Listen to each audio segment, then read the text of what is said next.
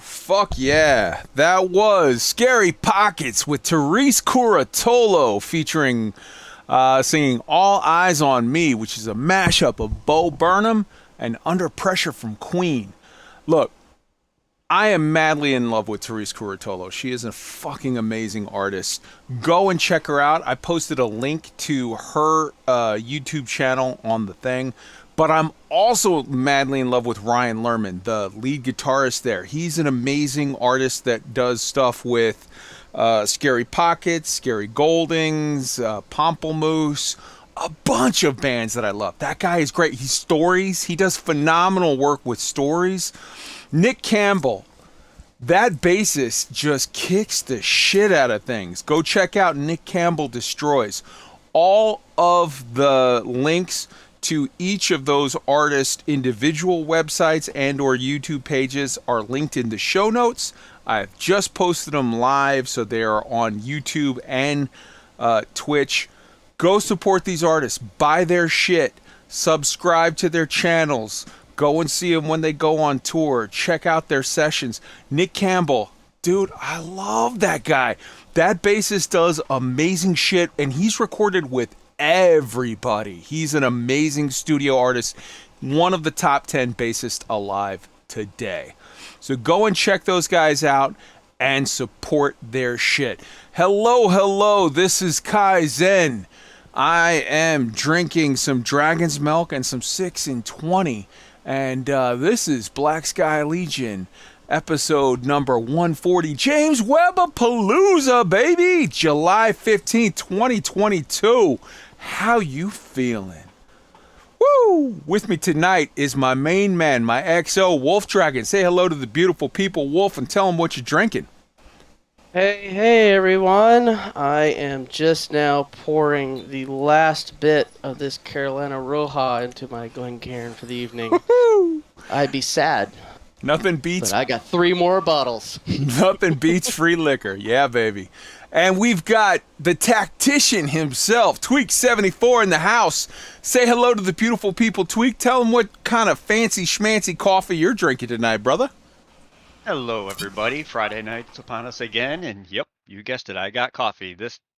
What is it? Oh yeah, tonight it's a chocolate raspberry powered by 6 and 20's Carolina Cream. Woo! Nice. And we've got from the Star Citizen Research Group tonight, we got Rains taking the night off, and Elix has some stuff to do. But we got Chad LOSAN in the house. Say hello to the beautiful people, brother, and tell them what you're drinking tonight. Hello, beautiful people. I'm drinking a BAI, B-A-I, antioxidant infusion Zambia Bing Cherry. Fancy. Wow, That needs that's vodka. Yes, yeah, that's quite a mouthful. Can we guess where Chad lives? That is a mouthful. Yeah, Chad lives in California, methinks. That's right, I do. I still have I still have 6 and 20 Carolina Roja whiskey with me, but I switched over. I just dropped the Dragon's Milk into the recycling bin. Now I'm drinking a Beta Brewing Mardi Gras Bach. This is some good stuff. It's got Bacchus on the label, so you know it's good. And our special guest tonight, the lovely, the talented, the smarter than all the rest of us, Authentic Young, a.k.a. Authy. Authy, what you drinking tonight? And say hello to the beautiful people. Hello, beautiful people. I am, thank you for the intro. That was amazing. I'm drinking Moscato. Moscato, Ooh, or I call it nice. Moscato, but it's Moscato. Nice. Very Yeah. fancy. You got that's a Chardonnay, yeah? Or Yeah. Well, yeah? I couldn't tell you. Yeah? It's really good. I was doing Chardonnay, but then I switched it over. So, yeah. Okay. I don't know enough about wine. I'm a Marine. I know wine is the thing that you drink when you got nothing else. But it sounds No, nice. it's what you pick first. Oh, okay. There you go. Let's go through the chat here and see who we've got tonight. I want to say hi and call out some people. We've got Load 200, Carbon Wolf, Tweet. There you go, brother. We've got, hey, it's Nick. Hey, Nick. How you doing, brother? We've got Wolf Dragon, Tiger King. Let's see. Me. Hi, me. We got Tragic Blue 21. Let's see. Going through. Nomad. Yo, Nomad. I was just talking about you earlier. I was talking about how you like to smoke the reefer and play some old school console games. We got Soul Ripper. We got Kinatas. BC. Hello. Dark Knight. What's up, my brother? Misfit. Lady Raincloud, great to see you tonight. I hope you're feeling well. I love you and I miss you. We all love you and miss you. We got... Marines don't have tape. You know what? That's true. I'll go with that. All right. Let me try to look through here. Who did I miss from the Twitch chat? We've got Shady Phase. Hello, sir. How you doing, or madam? Winter Mute. Big salute. Raxla Smaxla. My baby. How you doing? Let's see. We've got... Going through. Trying to find names. Osashis, yo brother, love you. Hope you're having fun out there racing in the verse. Riamar, my man, what's up? Turns out I'm free tonight. Raincloud, come and join us. You know we love you. You're always welcome. Feel free to just pop in the channel. It's all good. You got an open invite always. All right. So let's get cracking with this. What do we got tonight on tonight's show? I never programmed the thing for the plug. So, like, subscribe, who fucking cares? We got, tonight we've got, interview with Authentic Young, aka Authy. We've got James Webb Space Telescope Data Dumpapalooza and Elon's 711 420. Whoopsie. We're going to talk about Thing a Week. We've got some fantastic special documentaries and BBC special series that you can actually get on YouTube for free anywhere. Don't tell them I told you. We're going to talk about Occupy Mars demo. I keep saying that wrong. Of course, what we've been reading this week, NoManSky news, and Star Citizen. All this and more, so stay tuned. Pretend I played plugs there. Fuck it, we'll just go. All right. I want to start off with our intro. Congratulations to Rocket Lab. They launched a Wise Man Looks Ahead, which is NRO satellite.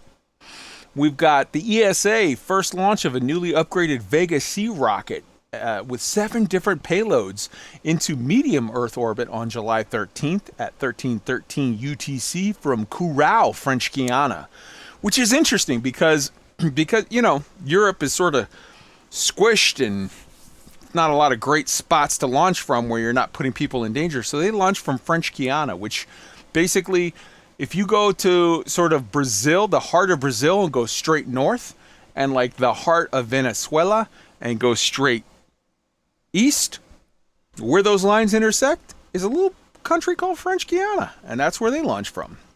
SpaceX launched CRS-25 on Falcon 9 from Slick 39 Alpha at Kennedy Space Center, Florida, Thursday night. Literally last night at like 8 o'clock local time, a little after midnight UTC.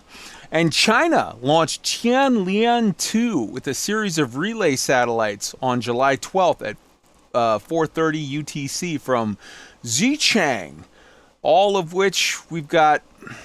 Here, I'll post this right here, and it'll be in the show notes. If you're interested in going and checking out those launches, for sure go check it out.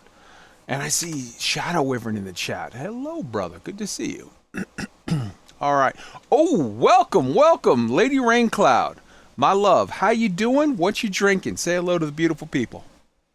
Hey, everybody. What's going on? It's been a couple weeks, hasn't it? Doing good, doing all right. After some illness and some other things going on, but I'm doing pretty good. Just right now, drinking some lemonade because I'm boring like that, I guess. Hey, it's all good in the hood. All right. So those are the launches that we had this week. Let's get on with the interview. Let's start with. Wait, let me see if I can get the assets to play right this week. We've got. Hold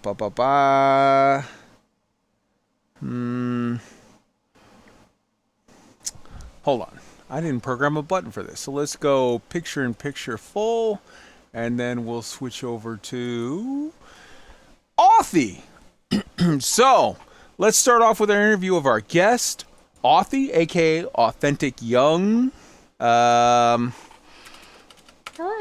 Hello. I'm going to post right now in the chat for anyone who's interested your website, your Twitch, your Twitter, your Instagram, your YouTube, and your TikTok. Man, you are on top of it. I don't like half of those things. Like I have them and I never used them. Actually, me too. I usually don't go on TikTok much, and I really should use YouTube more. I don't use that as much as I should. Okay.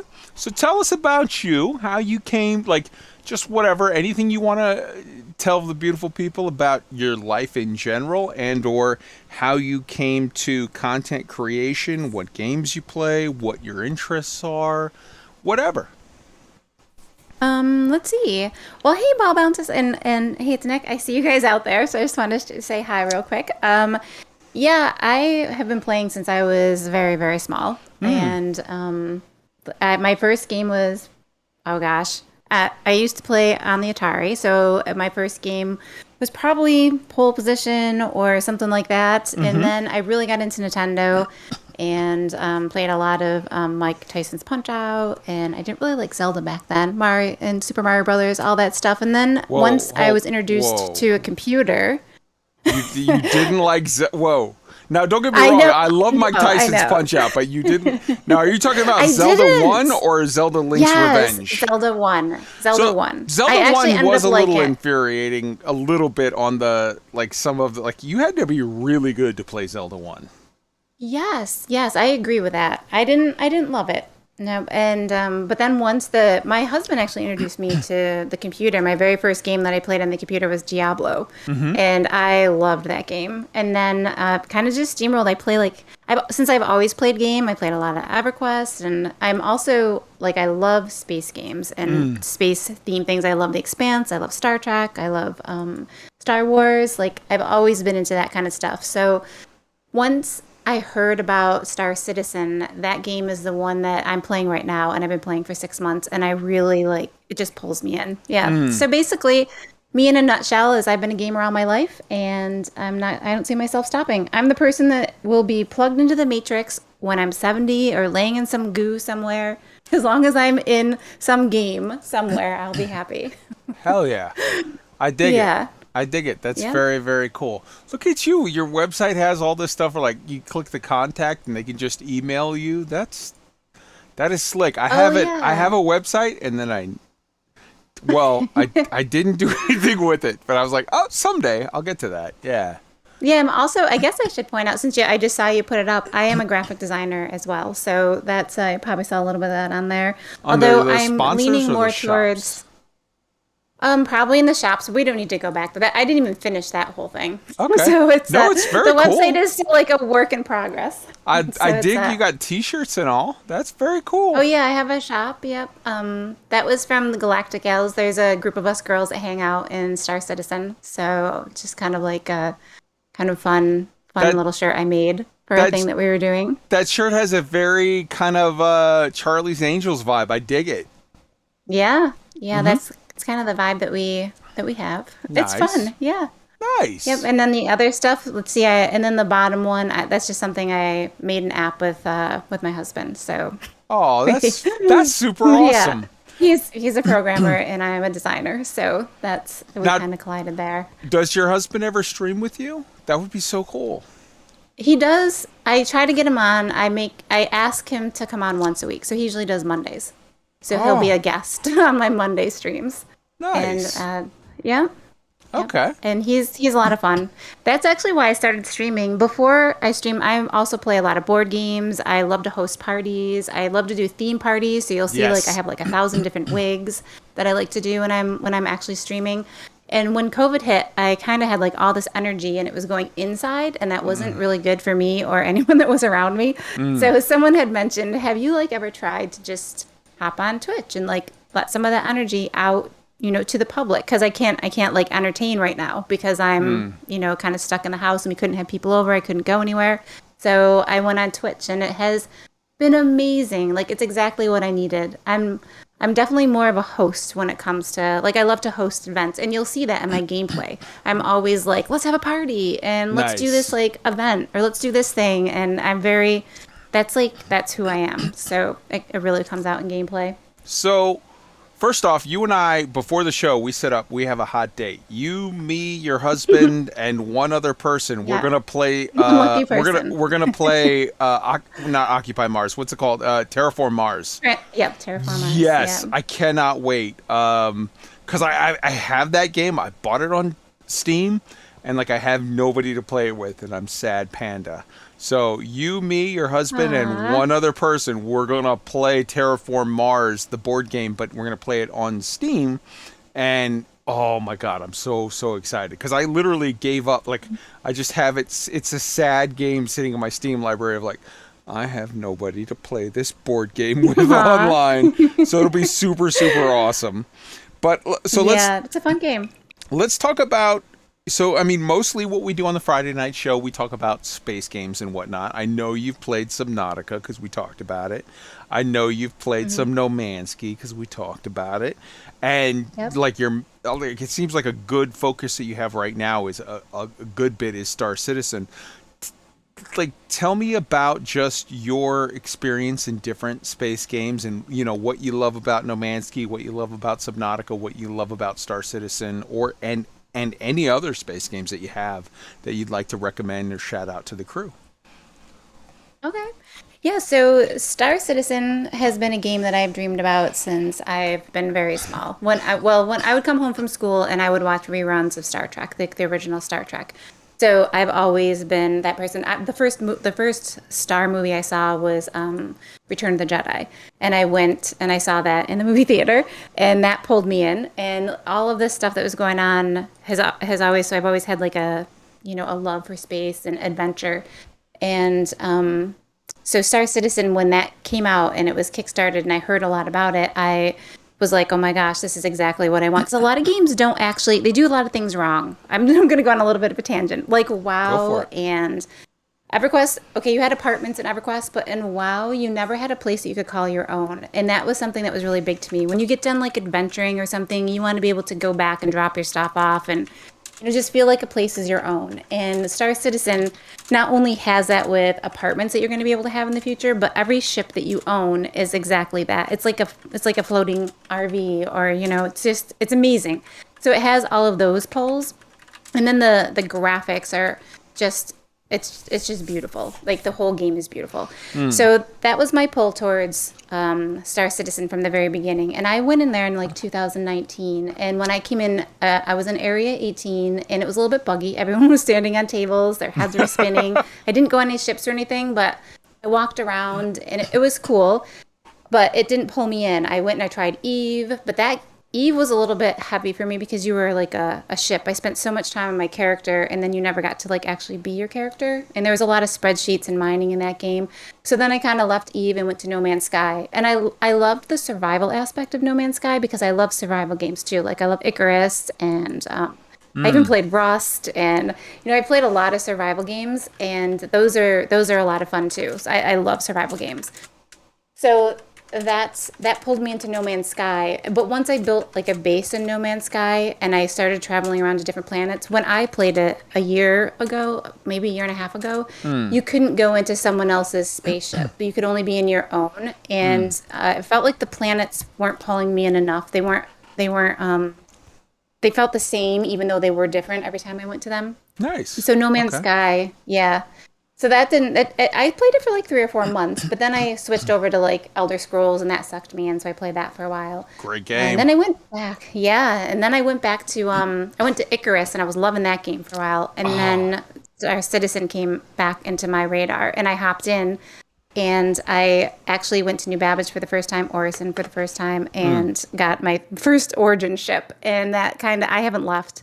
Like it's at the point now, in my opinion, that the bugs don't bother me. They're just part of the verse. And on top of the game being where I want it to be to continue to play, the community is amazing. And the people that I've made like real friends that I'm going to be meeting in a couple weeks. And I'm very excited about that. So there's there's a lot there. Yeah.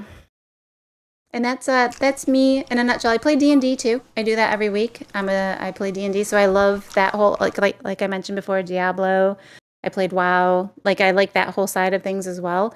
My dream is to basically have like Star Citizen, like something goes wrong with your ship and you land in a place like you do on Icarus, and then you've got to like do a mission to put your stuff together and build something to fight the elements and survive to get back on your ship and take off. So I'm dreaming the big dream. All right, so a couple things I got to ask you on this, and then I'm going to turn it over to Lady Ringcloud because I want the two of you to compare and contrast your Star Citizen background. Number one. Okay. D&D. Yep. What do you play? Pathfinder? Do you play 4E, 5E, 2.5? What do you play? Right now it's 5. 5E, Okay. I think it is. Roll 20. I'm doing I'm playing a rogue, a halfling rogue. So gives you a little information about my personality. Okay. I got to know, what's your halfling rogue name? Lily. Willie? It's just Lily. Lily. Oh, Lily. It's just simple. Lily. Okay. Yeah, simple name. Yeah. Okay. And where is your halfling from? Well, it doesn't. She's just from a little town. Doesn't specifically have a. I mean, I'm sure it has a name, but I never named the town. I have a whole backstory, but I actually didn't name the town. It was just a town next to a port that we all started in. Where are you adventuring now? Is it like Waterdeep area, or is it where? Where? It's a little bit. We're actually doing something different this campaign. I am a swashbuckler, so it's like a little bit. But we're also going to like elemental planes and stuff, so it's homebrewed. So okay. It's good. It's fun. Having a blast. And what does your husband play? He doesn't play with me. I have my own group. Yeah. Oh man. Okay. Okay. All right. All right. He has all right. played D&D before, but he's not as much of a gamer as I am. Okay. He does game, but I outgame him by a lot. Like I'm the one that's like, let's play a game, let's play a game. And he's like, we've been playing for 7 hours. Could we take a break? Fair. Okay. I get it. I get it. Yeah. All right. Let's bring Lady Raincloud into this conversation. LRC, let me ask. You had some questions with regard to Star Citizen bona fides and your past and her past and whatnot. Go ahead, bring it up. Out of sheer morbid curiosity, do you happen to know your citizen or backer numbers? Like when you backed? If you backed during the Kickstarter? Yeah. No, it was in 2020 when when I bought a Titan. Yeah, so it wasn't the Kickstarter. I didn't do that part. I just knew. I don't even know if I knew about it exactly then when the Kickstarter happened. I just remember my husband was watching it a little more, so he would bring it up, and then we finally. So he was a backer before me. I want to say maybe 2016 when he actually backed, but I took a little longer. That's fine. No, I was curious because I backed during the Kickstarter and I've been with Star Citizen since November of 2012. Oh my gosh, I have so many questions. Right? This is your interview. All right. No. Let's because I didn't start until 3/12. So so I backed. In fairness, I backed in 3/8. But I didn't have a computer. My computer at that point was not ready to deal with Star Citizen, so I didn't start playing till 3/12. So, go for it, Authy. Ask some questions about Sure. the olden days. Okay. My first question is: so I want a hangar. I haven't been around when there's hangars. Did you, when you first started off? Did you literally start off in a hangar? Yeah. Is that? And what was your very first ship that you got? My very first ship was actually my Aurora that I bought with the Mercenary LTI Kickstarter tier, which was only $40 way back in the day. Oh my gosh. And that was my first. So to be clear, when you first started, if you were an original backer, You didn't have nothing. There was only the hangar. Yeah, that's true. Yeah, there was only the hangar. And one of the very first actual usable vehicles that we got in the hangar module, which was the first module that came out, was the little buggy, the little gray cat buggy. It was one of the very first vehicles that you could actually get in and drive around the hangar and stuff. And back in my day when I had to walk to school uphill both ways in the snow, all we had was the hangar module. And yeah, my first ship was my Aurora. And then I upgraded it to the Avenger Titan, and now I've got a Mercury Star Runner, and a Connie Andromeda, and a Cutlass Red, and a 100, and a 300, and I don't know, I think I'm So would you say the now. MSR is your favorite? Is that your go-to? No, my Connie Andromeda. That's my favorite ship. Oh, nice. I'm an Origin girl. I really like the 600. And I ended up buying it during the Fontuna events. I bought an A90J. I couldn't help myself. I was so afraid that I would have to wait until Christmas that I went ahead and bought one. I stayed up till 4 a.m. to make sure that I got that ship because I missed it the other 2 times. Wow. Wow. I've got the 100, the 300, and the 600. The 100 is my favorite little single seater. I just adore that thing. Most people think that they love the Avenger Titan, but my Star Runner is a gift from a friend, and I got gifted the Best in Show edition. So it came with the blue livery and everything on it. Nice. That one's beautiful. My birthday last year when I turned 38. Yes. Anyway, so. Aw, we're the same, although I'm a little bit older. Okay. Awesome. Yeah. Okay. What else? Oh, wow. What else got? That's really cool. So yeah, my 300 was my ship that kind of pulled me in. So I love the 300. The only thing that is the problem with the 300 versus the 100 is that I can't pull it on the small pads. So having a 100 series is great for that kind of stuff. Let's see. So you said that you bought the Aurora. Was that the only ship available, or did you have options of a couple of ships? There was options depending on the Kickstarter tier.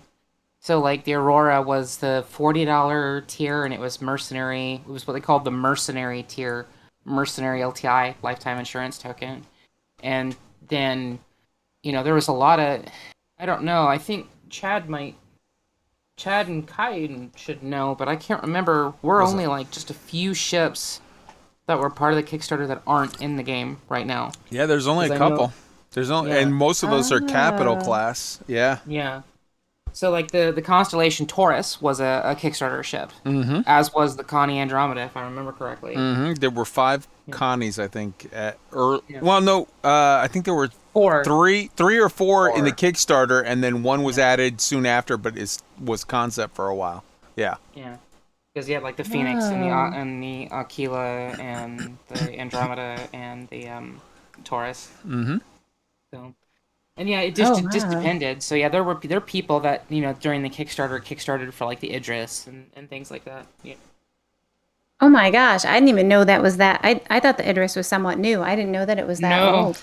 Oh, Wow. Idris has been around for forever, and Oh my gosh. I think Idris will be a thing in the game when they get, server meshing sorted, and then like not immediately. It's not like, okay, we got A, now flip the switch on B, but like I don't think you will ever see Idris player ownable until after server meshing at the very like it's just not, it's one of those things that A depends on B kind of thing.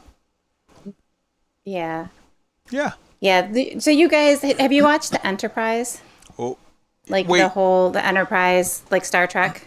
Oh yeah, I love Enterprise. Scott Bakula, yes, so great. So the decontamination room. Every time the Idris has a decontamination room. So every time someone talks about the Idris, I'm like, oh my gosh, they need to put like a bottle of lotion in there somewhere, because I feel like that show. I feel like a certain amount of the decontamination procedures were just, let's get Jolene Blaylock and Trip in there, and let's get T'Pol and Trip in there rubbing lotion on each other so we can get this. Everybody shipping them going. Service. Yeah, I mean, I think, honestly, maybe one of the greatest characters in Star Trek is Porthos, which is Commander Archer's dog. Captain Archer's dog, yeah. Yeah, he was in the decontamination room with him one time too. Remember that episode? Once. I do. I think, honestly, I'll tell you right now, and fuck everyone who doesn't agree, I think one of the greatest episodes of all of Star Trek is the episode where they talked about the group of, it was 3 Vulcans that got stuck in the 1950s in, like, Shamokin Dam in the coal region of Pennsylvania, in like a coal miner town, and they had to like sit there for like 30 years and like wait it out until they got rescued. I love all of, and I know Enterprise is like an unpopular choice as a good whatever, but I think Enterprise was A, great, and B, hit its stride right when they like canceled it, and it was like, oh come on, that could have been it could have been Enterprise. So like, Deep Space Nine is my favorite Trek, but Enterprise is not all that far behind. It was really good Trek, I thought. That theme song though, that was terrible. Well, okay, whatever, fine, but like, are you gonna really judge Star Trek on the theme song? I enjoyed me personally. I enjoyed Enterprise more than I enjoyed Deep Space Nine or some of the others that followed. What? How dare you, sir? Nope. I know. I'm actually gonna go on that boat. I hate to say it, but I'm not a Deep Space Nine fan. Oh no! I know. Blasphemy. Okay, so look, your husband still has a shot, but my love for you is gone. All right.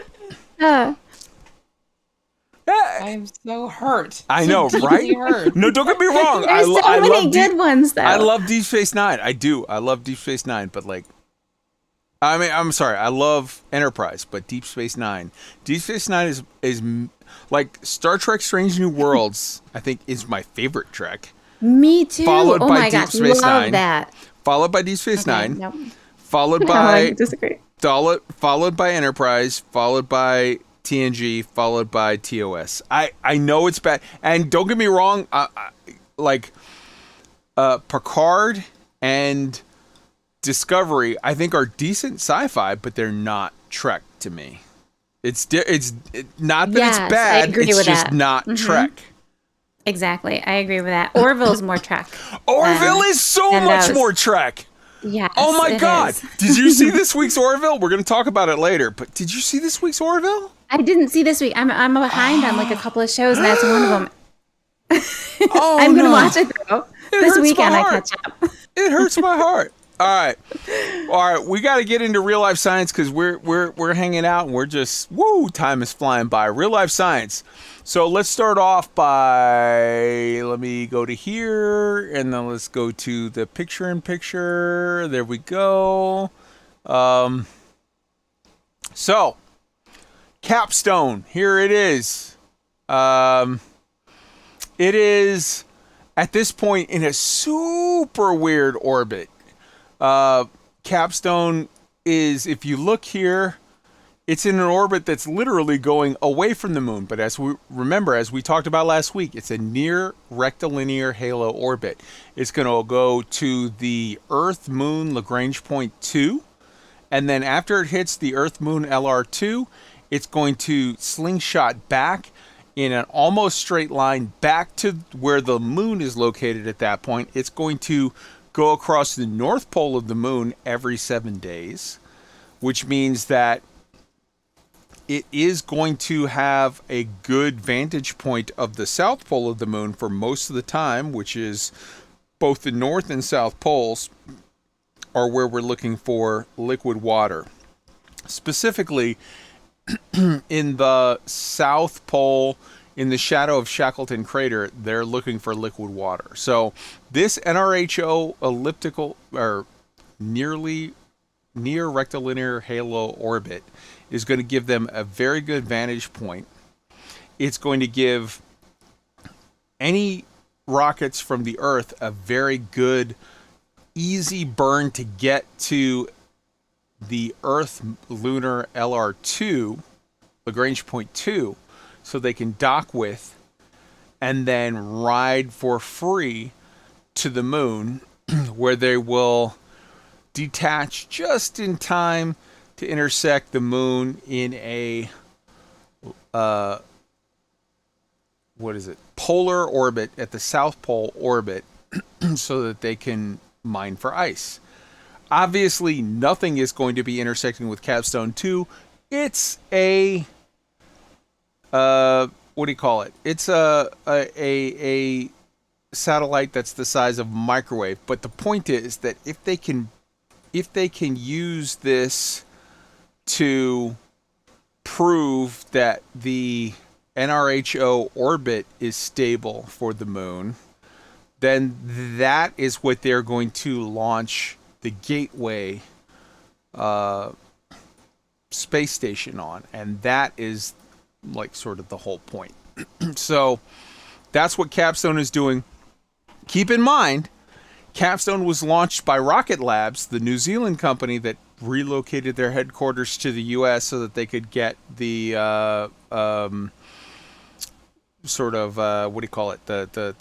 the spy satellite contracts, which is exactly what they just launched a couple of days ago. This week, and they've got another one that will be launching before the end of the month for the National Reconnaissance satellite. So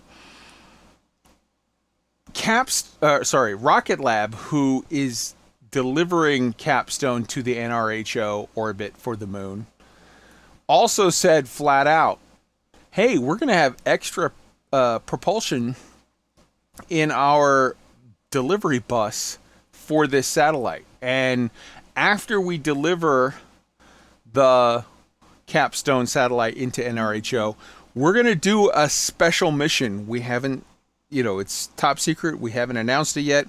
We'll announce it after Capstone gets where it needs to go. So look for the next 2 weeks, some announcement from Rocket Labs of what the hell they're going to do with this bus. It'll be awesome. I'm excited. In addition to that, obviously, As we zoom out, we can see that we've got, if you go super close to the Earth, you know, you can see there's the DART. You can see there's the Parker Solar Probe. As we get closer into the Earth, there is the Hubble, which is basically right on the Earth. So, yeah.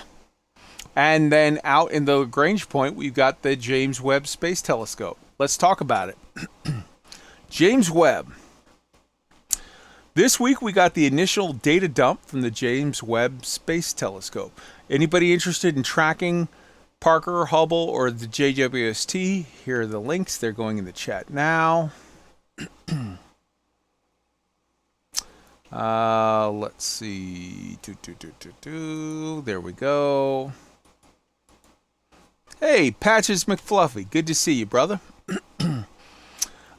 So those are the tracking links for each of those vehicles. Now, getting on to James Webb.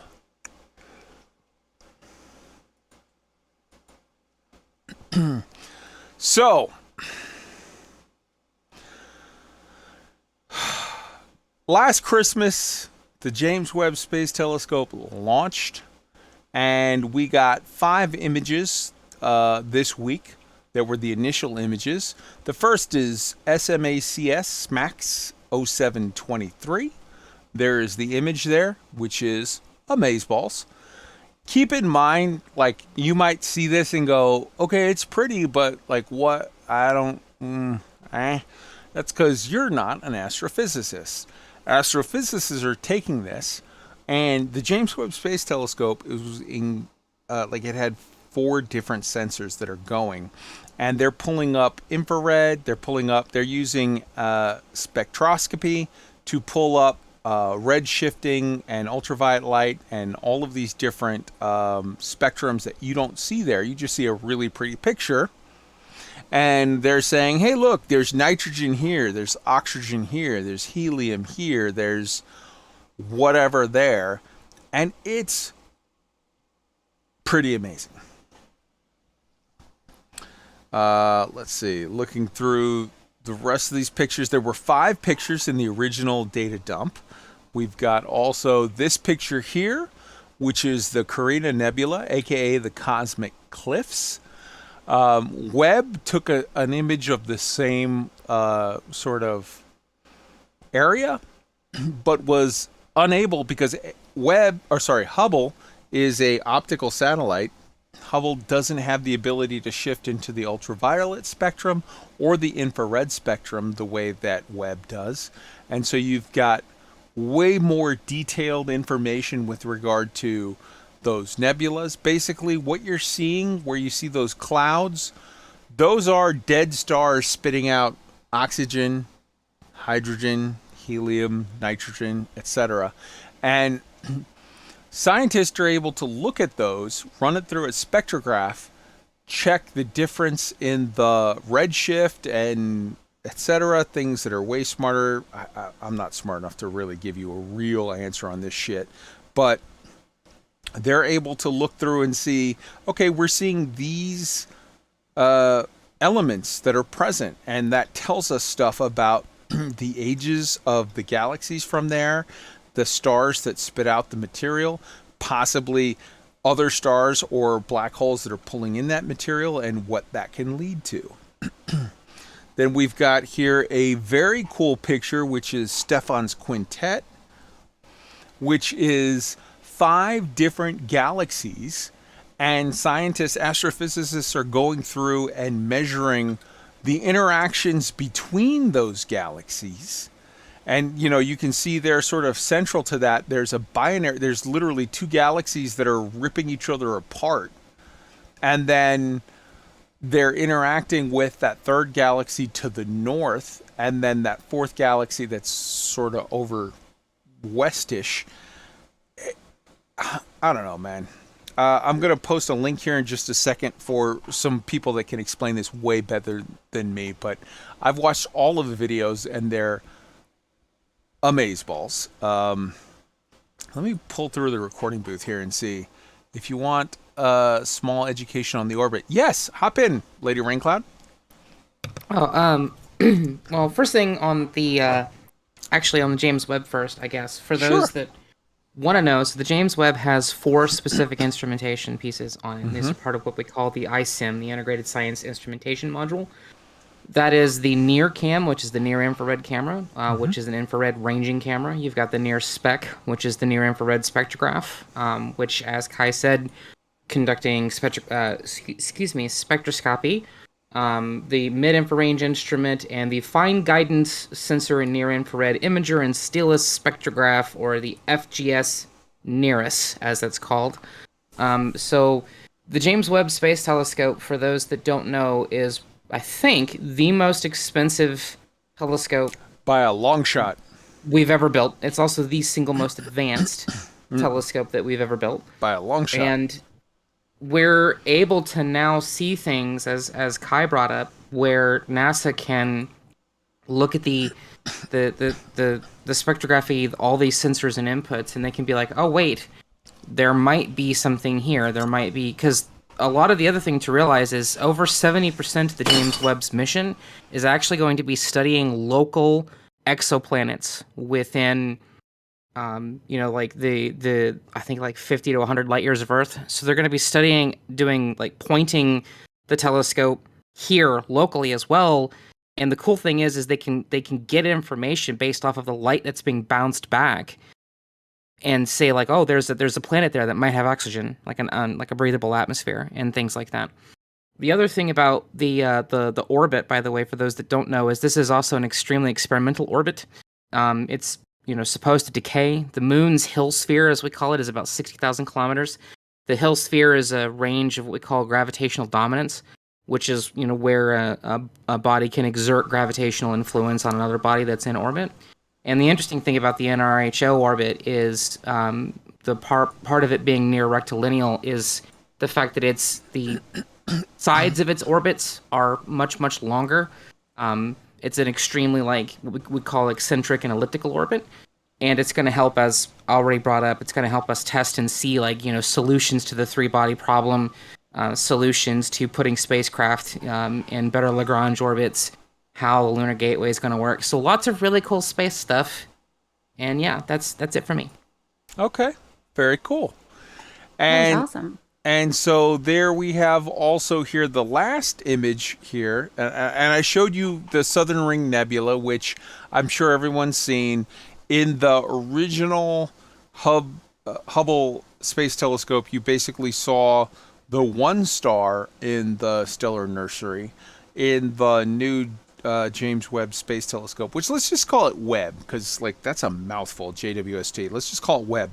With Webb, you see that there's actually the 2 stars. It's the one star that has gone white dwarf, and the other star that is sort of picking up matter from the stellar nursery, which is super interesting that it was a binary system, which is changing, that right there, along with several other things that we saw in those 5 images, is changing our understanding of the universe, literally changing our understanding of rudimentary astrophysics, which is amazeballs. The last shot, and this one I think doesn't get enough respect from people. The last shot was actually a breakdown of WASP 96b. Now, let me just explain to people who might not get the amazingness that is this image, because this is a graph, and a lot of people go like, well, the other ones had pretty stars. This one's just lines. Okay. For just a second, let me explain to you, because this is going to blow your fucking mind. A star that we see that's hundreds of light years away is literally just a little teeny tiny point of light. And then what astrophysicists have used to say, oh, there's an exoplanet there, is called the transit method, which is basically, imagine a little teeny tiny point of light far, far away. And then it dims for just a little teeny, almost unobservable amount for, whatever. It dims for a few hours or a day. Scientists, physicists are putting together that is a planet that is transiting in front of that star, which is causing an infinitesimally small, like you wouldn't even notice it without a computer, dimming of that little teeny tiny point of light. That already to me is like, oh, fuck you, you're lying. You can't do that, but they can do that. Now, imagine the Earth, right? The Earth is pretty big to us because it's the Earth, But imagine just the little teeny bits on each end of the Earth that is not where there's Earth, but where there's atmosphere. So if you imagine something the size of your fist, the atmosphere around it seems like the width of, I don't know, whatever, like 2 or 3 times the width of your fingernail. It's infinitesimally small on a thing that's infinitesimally small that's moving in front of a thing that's infinitesimally small. But that's literally what they're doing. They're saying the light from the star, most of it is blocked by the planet.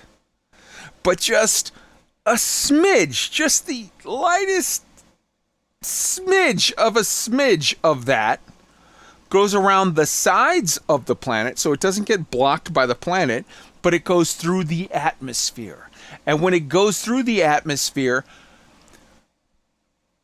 ridiculously fucking infinitesimally small wavelengths of light get blocked by certain elements. And we can mark oxygen and nitrogen and carbon and phosphine and carbon dioxide. We can mark these wavelengths of light.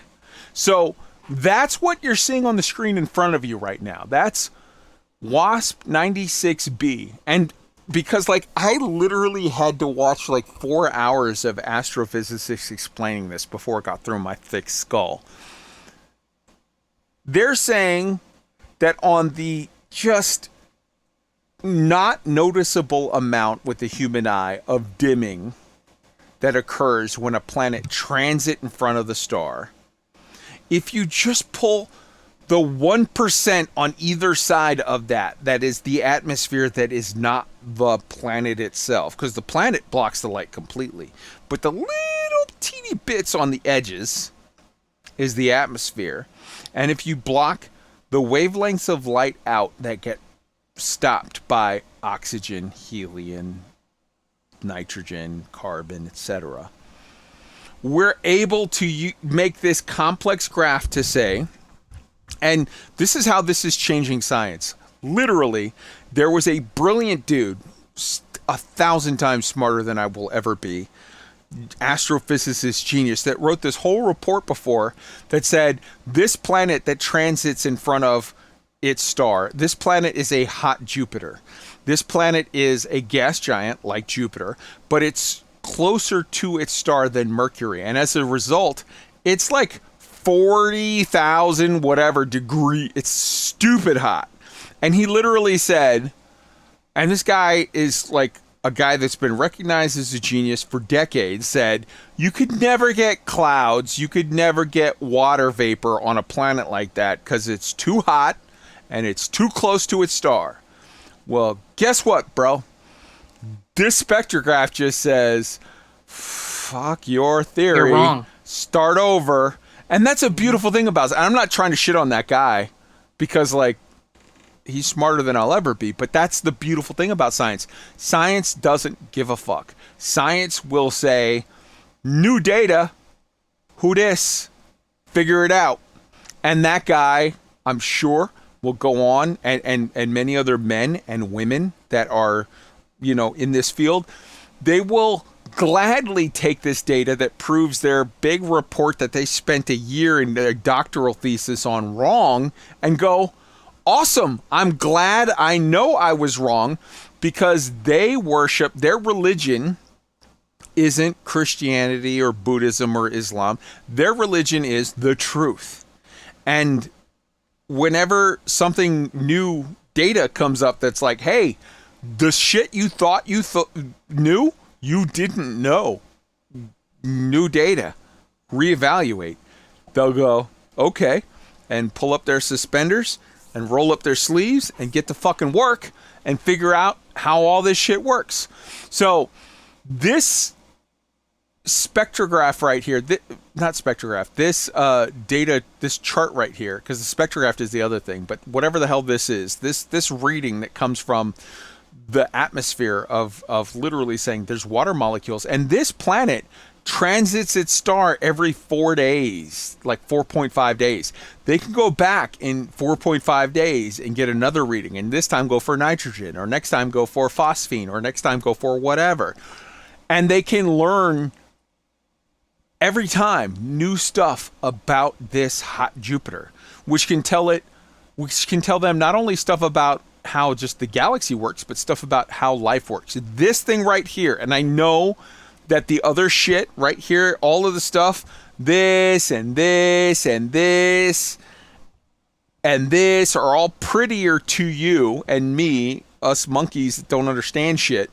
But this right here, this chart shit, is going to be what tells scientists what the best chance for finding life in the galaxy is.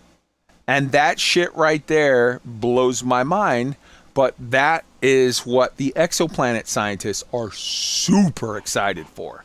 Now, I posted a link to you of the James Webb Space Telescope wiki, the NASA announcement with the data dump, the Time magazine article that explains the 5 images to people that are not, astrophysicists, 2 videos from one of my favorite people on the planet, Dr. Becky, who is an amazing astrophysicist, and her first reactions and then her like, hey, I've had a chance to study this for a day, here's what this means.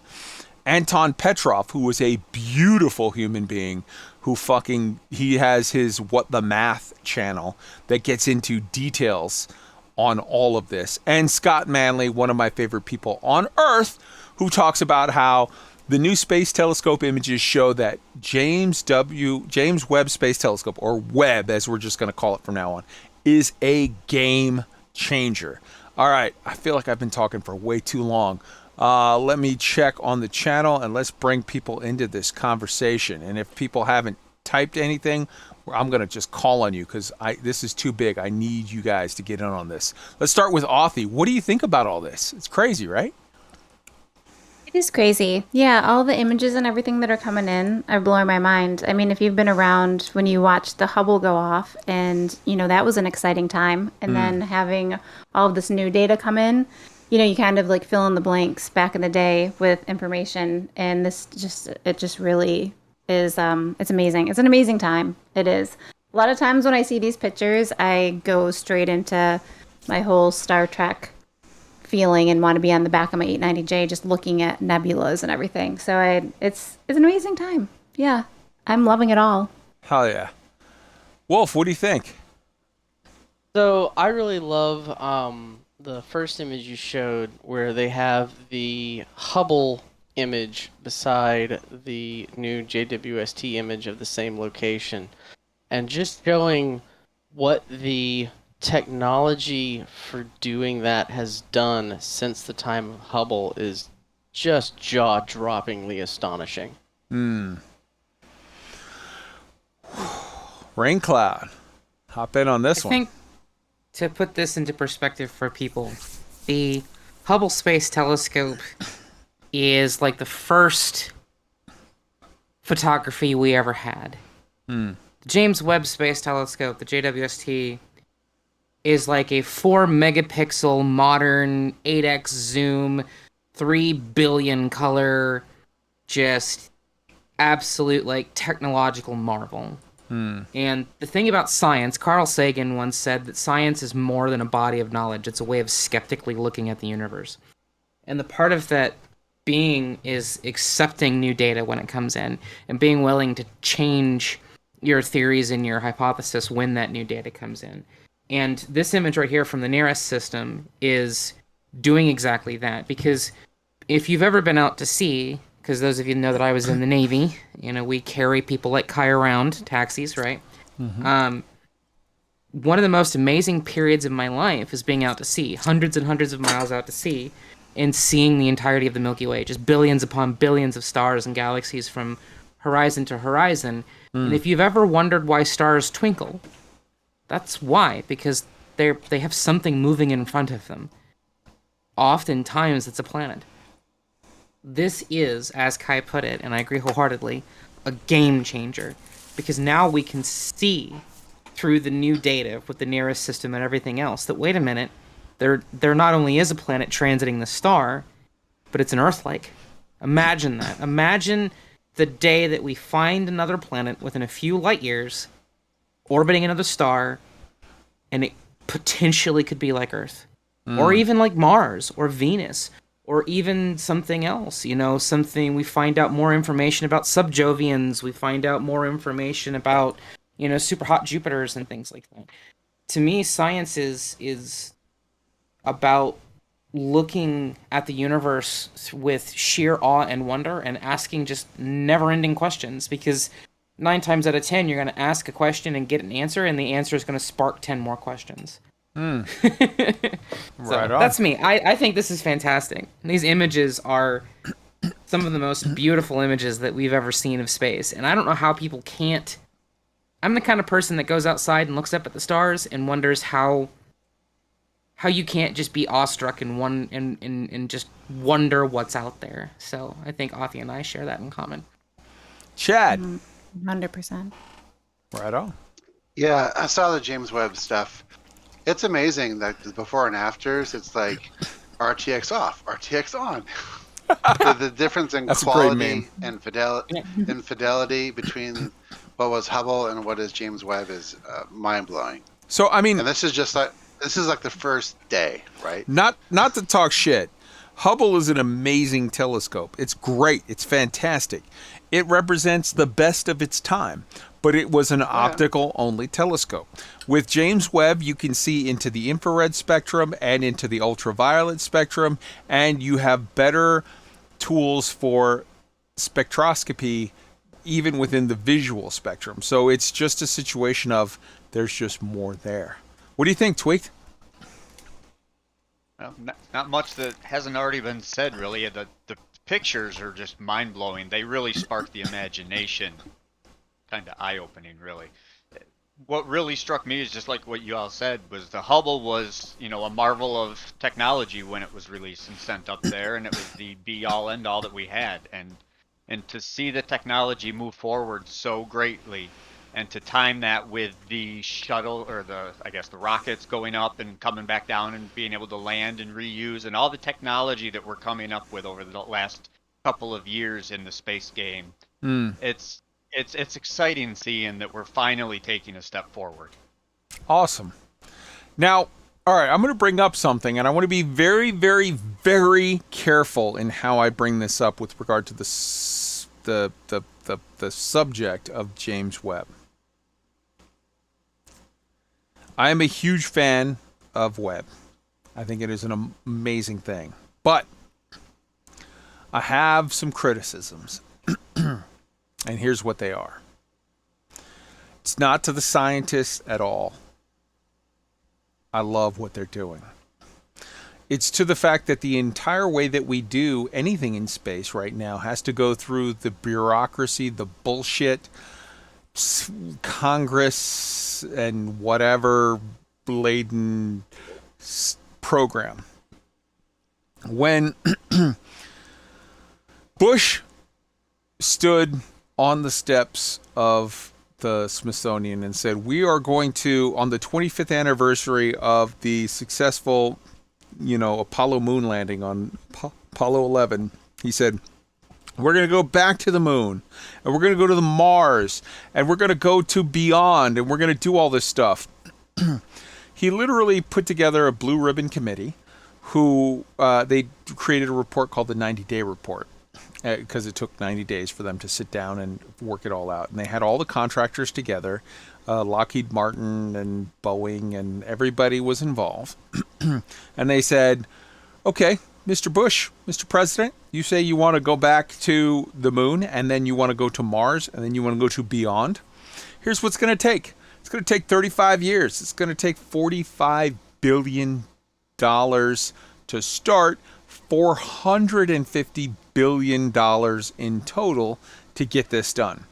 And that killed everything. Likewise, with regard to Webb, this whole thing started, if you look here under cost and schedule issues. When Webb was originally talked about, it was in the late 80s. It was literally in 1989 was the first time somebody talked about it. They talked about it as the Super Z telescope. I don't know why they had that name, but they had that name. And they said this is going to be a thing that's going to cost anywhere from $5 to maybe even as much as $8 billion and take a decade or like 5 to 10 years to do. By the time the entire program was done, it took us a massive amount of money. The total budget was $10 billion, and it took a total of about 30 years to get everything all worked out and to get it up.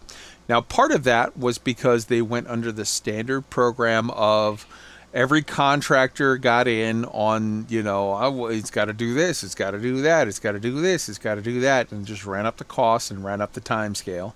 Part of it was due to the fact that when you're talking about launching something the size of Webb, Webb isn't the size of Webb. Webb was launched much more compact and had to go through a several hundred step process of expanding out and getting all set up because we have a shitty launch system, according to the official government system of the SLS, that the fairings aren't as wide, so it has to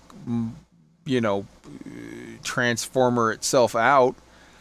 Whatever. If you were to use the system of, say, Starship with the 9-meter wide fairings, you could pretty much launch a Webb as is without it having to fucking robot around and save hundreds of steps and save a lot of money and a lot of time.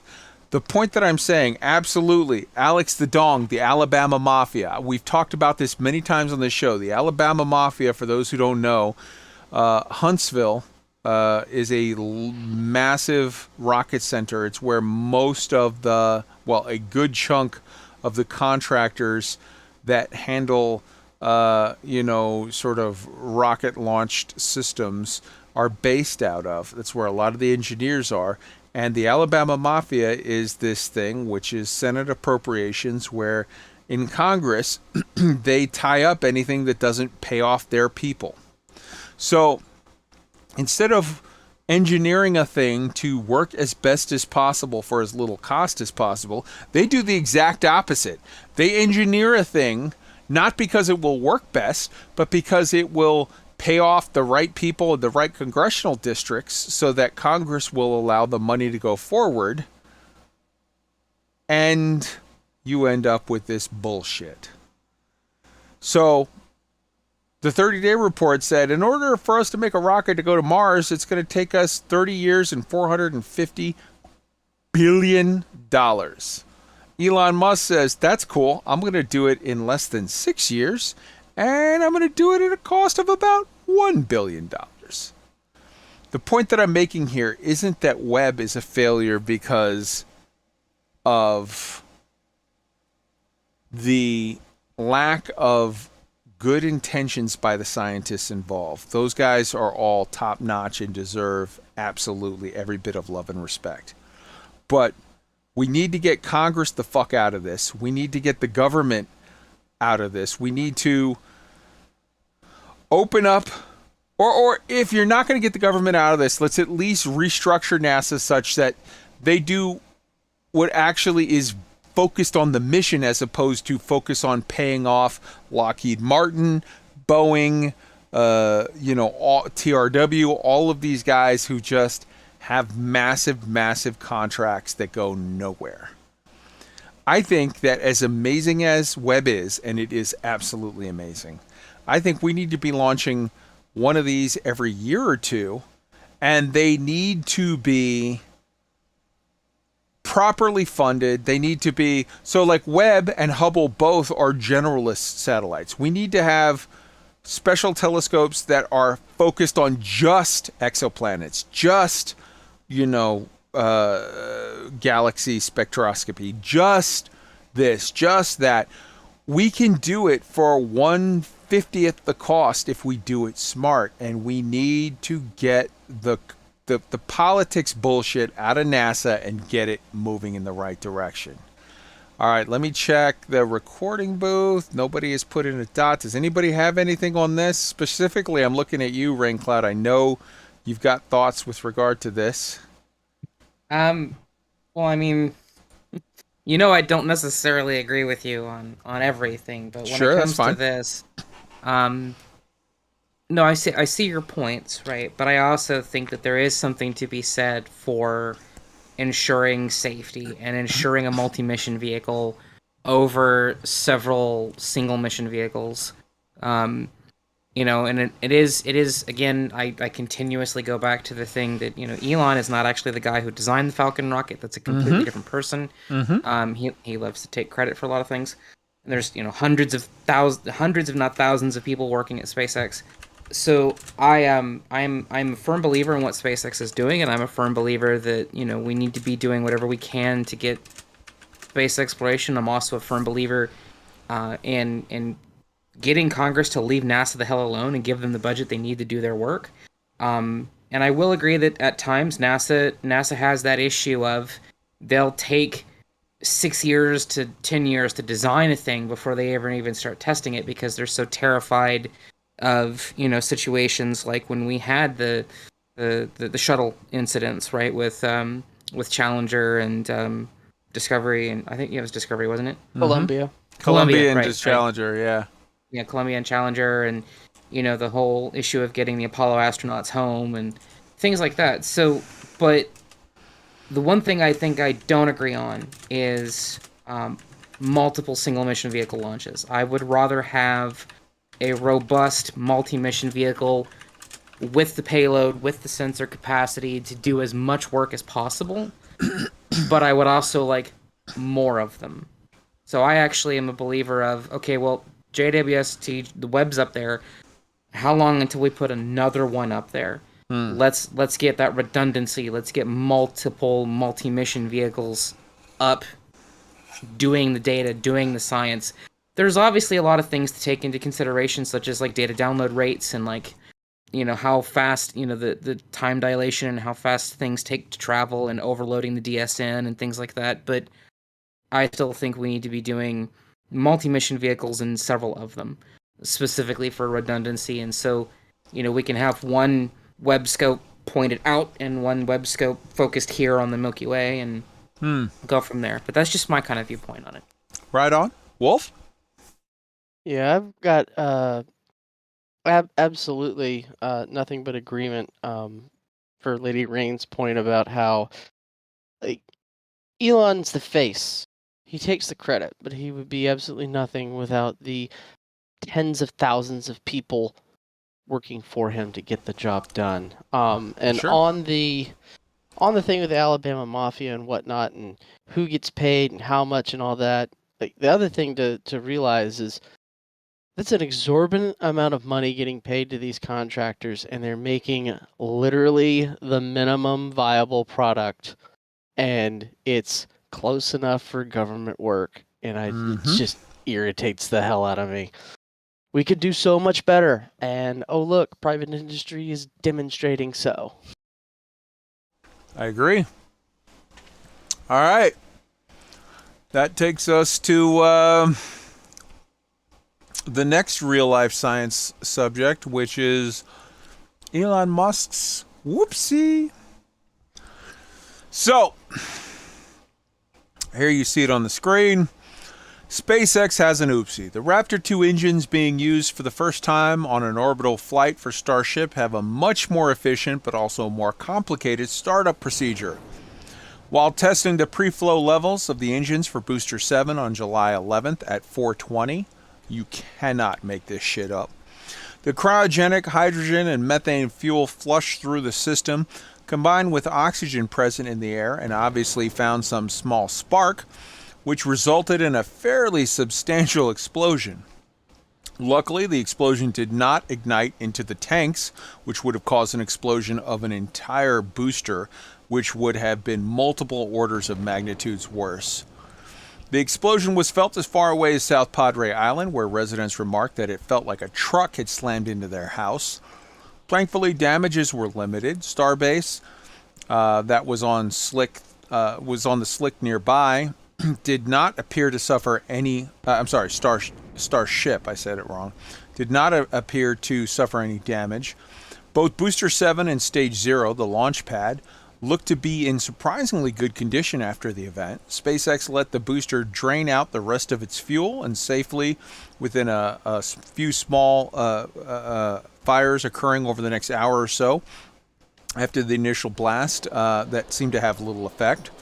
Upon inspection, the next day it was decided that to effect repairs on the platform and remove Booster 7 back to the high bay nearby for a thorough safety inspection and effect repairs that may be needed. Speculation for the cause of the blast include, number one, previously testing hadn't involved 33 engines. That many all at once for sure can lead to an excess of combustible gas. Number two, winds may have been exceptionally light at the day, causing the gases to not dissipate as well as they had in the past. And number three, the shrouds for that many boosters also help to keep gases more confined and therefore more combustible than they previously had been.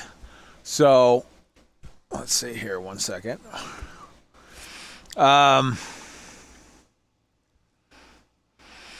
In a tweet later, Elon stated that they had learned from the mistake and would not be looking to run through that type of test with all 33 engines again. In addition, he also added that they will set up sparks under the engine section to ensure that all the leaking sources of hydrogen burn off in a smaller fireball instead of building up to one massive fireball causing an explosion.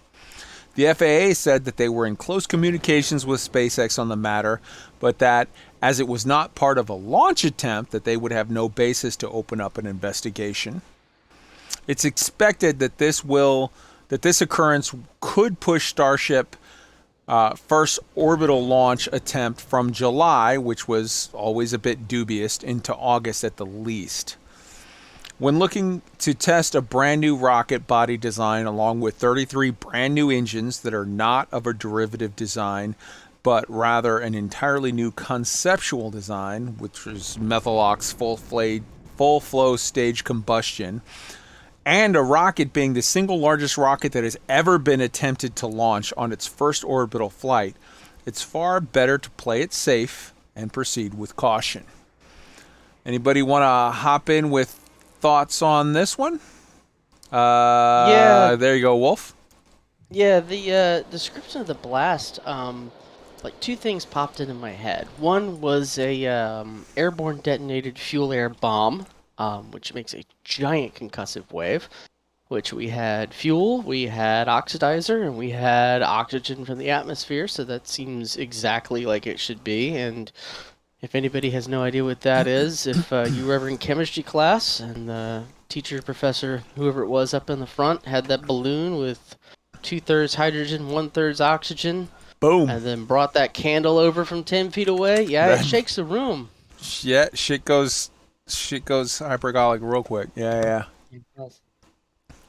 All right. Yeah, I would say this is just kind of like what I was talking about earlier, right? Is the double-edged sword of having government oversight is that everything has, 50 bajillion systems and procedures to go through. The double-edged sword of not having that is stuff like this, where, okay, why did this happen? And then, of course, SpaceX comes out and says why it happened. And you kind of have to ask, well, why'd you do it in the first place? And the big question is, okay, well, if you're never going to test this many engines and this configuration ever again, how are you going to get Starship in the air when the booster needs this many engines to go skyward? So to be clear, they were doing a pre-flow test where they wouldn't actually do this ever on a launch. This is a pre-flow test where they were just pushing through the pre-stage burner of the fuel side, not the oxidizer side. In a real launch, this wouldn't. Yeah, this was. But you bring up a good point where it's like you don't want to overly restrict the ability for the engineers to test things, but you don't want to leave it willy-nilly where shit can go sideways either. That's an excellent point. Well, it's like, Jurassic Park. We were so busy asking if we could, we never stopped to ask if we should. And that's the issue when you've got these types of situations where if you let people run rampant, engineers are crazy. They'll be like, "Ooh, I want to try it," and then they'll blow up a building by accident. I'm sure, Wolf works with engineers. He knows. Nuts. Wolf is an engineer. He's a big guy. Engineer. We're not exactly that gung-ho, but to quote Kai, shit happens when you party naked. Hey, that's a Marine quote. That's not meant to be. That should not apply to rocket engines. I used to shoot people for a living. I'm not that bright. You should be smarter. You worked at NASA. All right. I want to give a huge shout out. Speaking of smart people, I want to give a huge shout out to my brother Colossal in the chat, who I see is here. We'd love to see you. We'd love to see all the Sol citizens. All right. Anybody else have anything on Elon's little oopsie before we move on to Thing a Week? Go ahead. Yeah. SpaceX has always adopted the fail fast mantra, right? They try something, doesn't work, iterate, try it again, iterate, try it again, iterate. But at a certain point, you're playing with such a large firecracker that if something goes horribly wrong, then the consequences are much worse than just a single engine test. And SpaceX is reaching that maturity level where they have to think about this stuff more carefully before they just before they go push the button and see what happens. Now, to be fair, this was not craziness on their part, and I agree with you 100%, because if you look at the amount of, this is the largest rocket that humans have ever attempted to launch. Previous to this, the largest rocket would probably be the N1, which the Soviets attempted to launch on the way to the moon, and they had one explode that caused massive damage to the surrounding countryside in Kazakhstan. That was devastating. And South Padre Island, you've got really rich people that are living on beachside resort territories in mansions that is not that many miles away. So they cannot, and I think Elon understands, they can't afford to screw around like that. If you notice, previously with the Raptor, with the Falcon 9, they were just launching like crazy, and if it exploded, it exploded. That was way smaller than this rocket. This rocket is massive in comparison, and they're being much more careful in general. This obvious situation as an aside. Authy. Well, I have a couple things to say. One, sure. I would love to chat with Lady Raincloud sometime because you have so much information about this kind of stuff, and you all do. But I would love to chat with you sometime about some of the things that you've been talking about. Sure. But I have to say, I'm behind the whole keep trying, and even if there's mistakes, I feel like even when the government is there, like NASA has had some serious mistakes. Obviously, in the 80s, some serious stuff went down with some shuttles, as we all know. And this kind of stuff it comes with the whole beginning phase of us going into space. Like accidents are going to happen, and I would prefer to see this kind of stuff going on and accidents happen just to see the progression go. Like I feel like if there's too much pressure on this kind of stuff, they might stop pushing the limits so we can get out into space before there's too much junk floating around for us to even have before we can even get out there. I mean, there's so much to this. Like, I don't like the idea of, I would like us to be sending a lot more money to the government so we could be doing this more safely. And I don't like it to be capitalized and all that. I just don't. There's so many things that we could dig into there. But I just love the idea that there are, there's SpaceX. I think there's something called like Virgin Galactic or something like that. There's Virgin, there's Blue Origin, there's Rocket Labs, there's plenty. Relativity. Yeah. I mean, I hate that there's a bunch of billionaires like with money just trying to like be the first one up there. But at the same time, I mean, they're pushing. There's like people in China that are trying to put bases on the moon right now that I just read about recently. Like, there's so much stuff going on, and it's going to be a little bumpy, but I want to see that progress. Like, I've been waiting so long that it excites me to see the progress, even when there's mistakes like this. Absolutely. So that's. I think my only thing is, let's push forward without sacrificing more life than is absolutely necessary. Absolutely. I agree with that 100%. That's the idea, but when you're playing with this kind of fire, these things are just inherently dangerous. So there's going to be accidents, there's going to be loss of life when you're trying to venture out into space. Not to make light of the accidents or anything, but I think you just have to expect that it's going to happen. And to be clear, this was a situation where there was some cryogenic hydrogen / methane fuel that lit. No one was harmed. Nope. It caused some property damage. The people that it caused property damage to were 100% the people who were responsible for the test. They'll pay for the damage and move on. So long as no one is harmed, I do kind of tend to lean towards Authy's side of, hey man, let them play. Let's pray that. Now, if you get in a different situation where there's an N1 type explosion and human beings die, all right, well now some motherfuckers gotta take responsibility for that shit. But I also see Rain's point of like, hey, let's stop it before it gets to that point too. Well, you know me, Kai, I was a corpsman, so I can't help it, right? I gotta. It's in that to save people, so. 100%. I think it's very important to point out that this is a developmental cycle. They're doing developmental testing. They are taking the precautions to keep the people out of the way, so the shit goes sideways. No one gets hurt, or the likelihood of somebody getting hurt is extraordinarily low. If you don't find things wrong, if you don't uncover problems in developmental testing, quite simply, the testing is inadequate. You're not adventurous enough at that point. Yeah. While they had a thing, unintentional explosion. They're gonna learn from it. All right. We got to move on because man, we got. And I knew we were going to. This week is a big week for real life science, but we're going to move on to Thing a Week. Let's talk about some TV. In this particular case, let's talk about right there on YouTube. There is available a BBC docudrama series about the early days of the space race and highlighting the participation of von Braun, Korolev, Glushko, and Kuznetsov.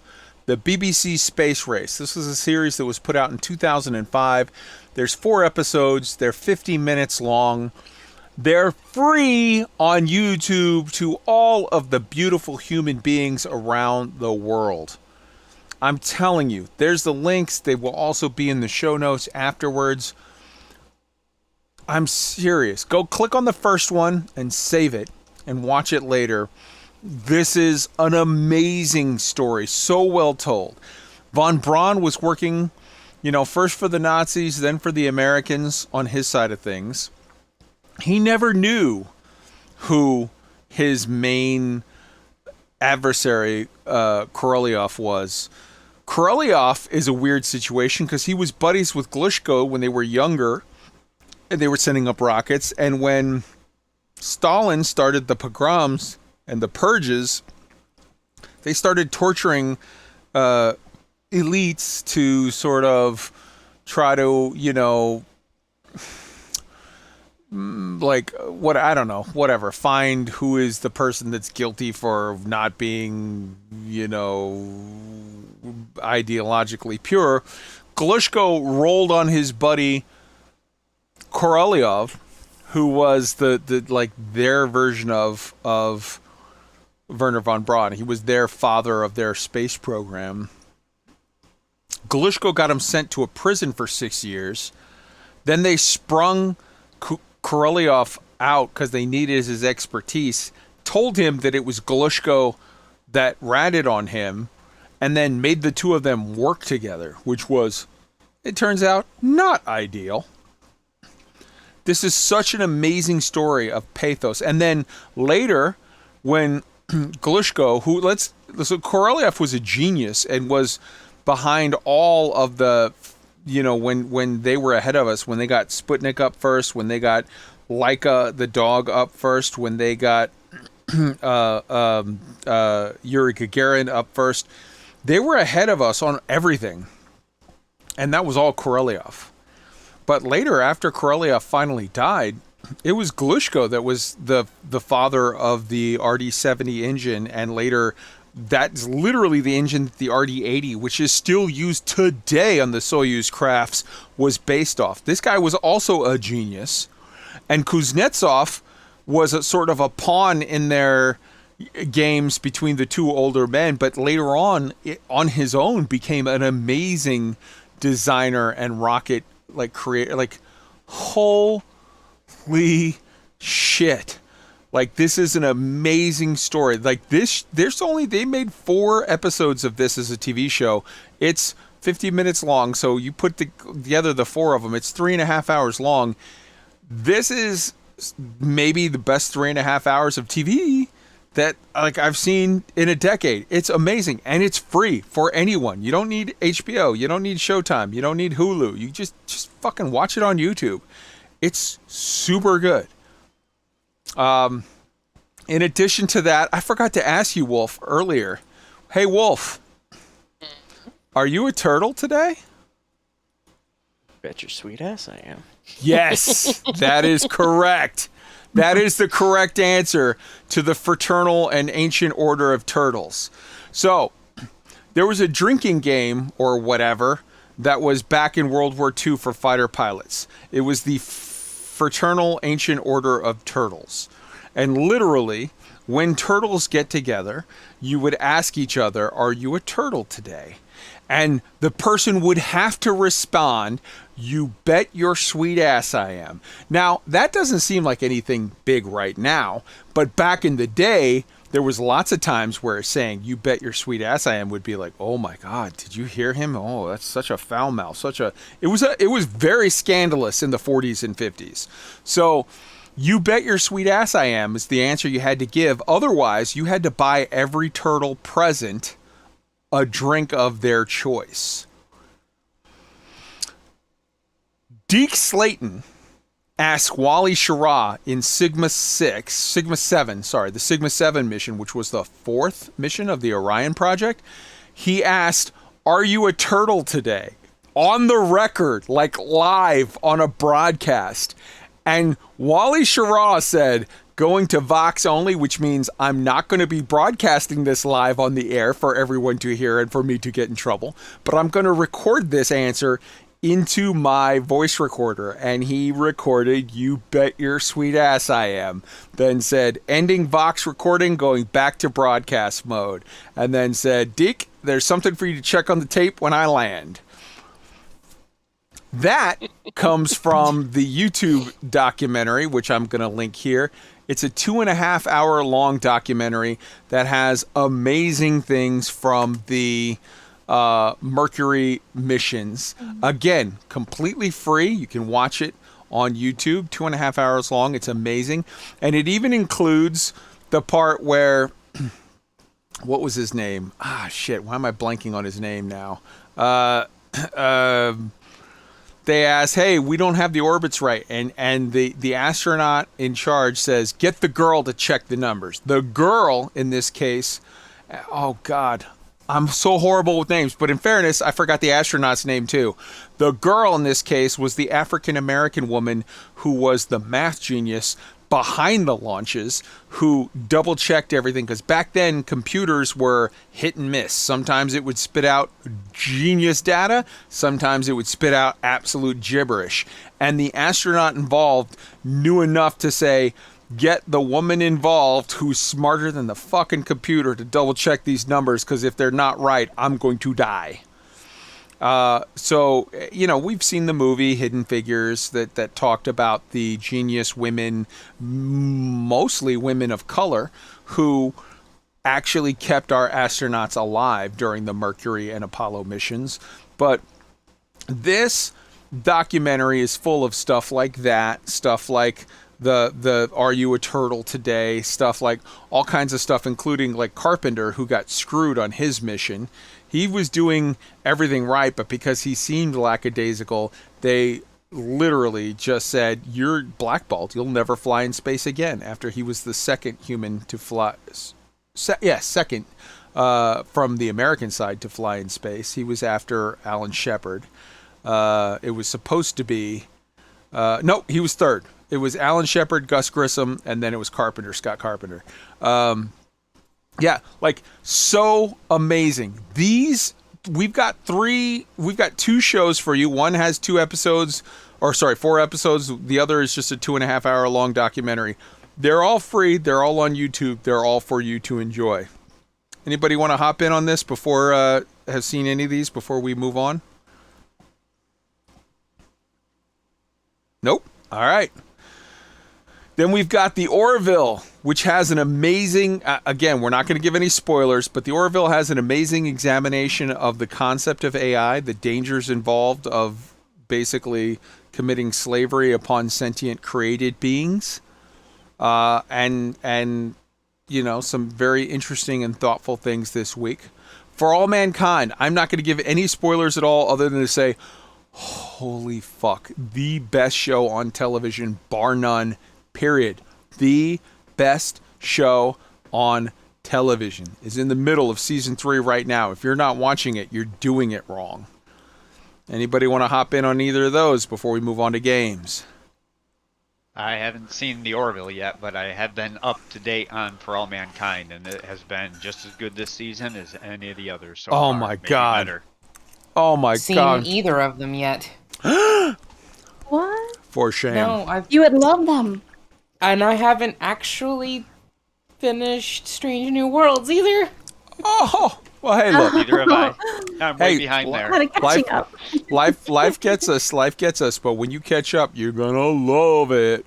Well, I had a big deadline, so yeah, Yep. life has been busy, so. Fair. Okay. That takes us to Thing of Week games. We're gonna start off with Occupy Mars, the free demo. Let's start off with the asset, and then I'm going to show you some links. We're going to talk about it.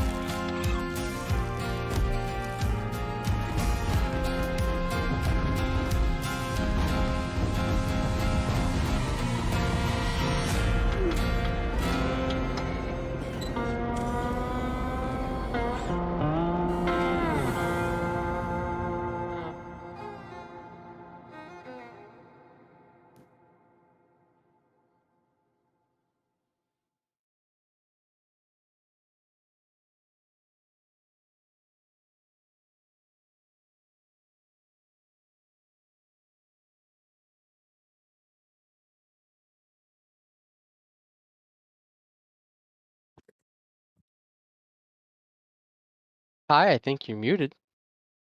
Oh, man. God damn it. Drink! Everybody drink.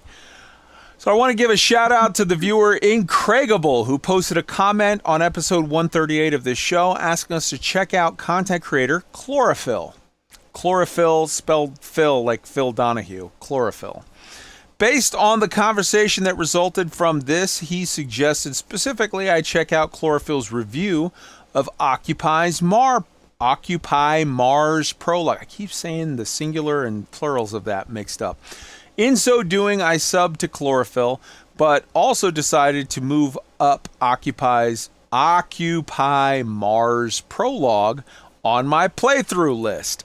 I'm going to play you the first minute and 10 seconds with sound of Chlorophyll's Occupy Mars Prologue because I want to give a huge shout out to him and give him credit. And then we're going to mute it and B-roll while we talk about the amazingness that is this game. 1 second.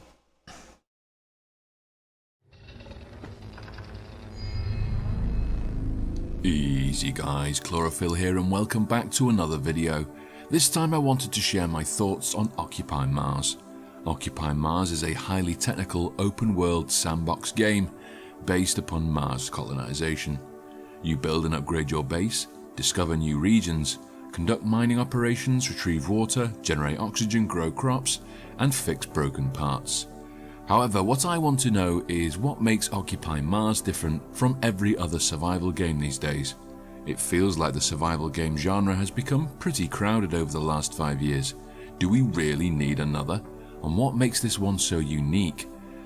So I had a quick browse on Steam the other day and I noticed that Occupy Mars Prologue is available for free download. It's an introduction to the full game of Occupy Mars and it's based on its own separate story in a closed location and shows a sneak peek of the full game mechanics. It also included a bunch of tutorials that I took for a quick blast to teach me the ways of Mars survival, which always seems to be the best practice before starting any game. The first thing I learned about All right, so let's talk about this a little bit. Number one, I very much appreciate Chlorophyll. He starts all of his videos with easy guys. Good shit. I really like the style in which he's just very casually going through this. Go ahead and go subscribe to his channel and check out his reviews on lots of stuff. We definitely want to support content creators that are making cool, funky reviews on space stuff and or playing space games. Now, let's look at the game itself. First off, this game is scheduled to be released at some point in 2022. Question mark? We're halfway through that right now. But the prologue for this game, which I just linked in the chat for you, is free right now. You can go, all the stuff you're seeing on the screen is stuff from the prologue. It's free. This seems to me like if you were to take sort of a cross between NoManSky and Factorio, it's got a lot of the general NoManSky exploration stuff, but it has way more of like circuit boards and wires and plugging stuff and getting circuits up and running and like some of the more intricate stuff that NoManSky doesn't have per se. And the setting, it's set on you have to make a base work on Mars. Are you fucking kidding me? I am in. I am so in. I want to science the shit out of things. I want to be Mark Watney. I've read The Martian multiple times and watched the movie like an embarrassingly high number of times. The fact that you're growing potatoes here is not lost on me. This shit is awesome. Wolf, you had an observation? Yeah, so in not the prologue, but the thing that showed up beforehand, did I see the robot dog steal something out of the guy's garden? Because my real dogs do that, and it's fucking infuriating. Yeah, I don't know, but it's pretty cool. Yeah. It was hilarious. And I'm just like, oh, like immediately that visceral, just like, I've got to go yell at my dog for stealing the tomatoes again. Yeah. What do you guys like? Seriously, what do you guys think of this this game? Doesn't it look amazing?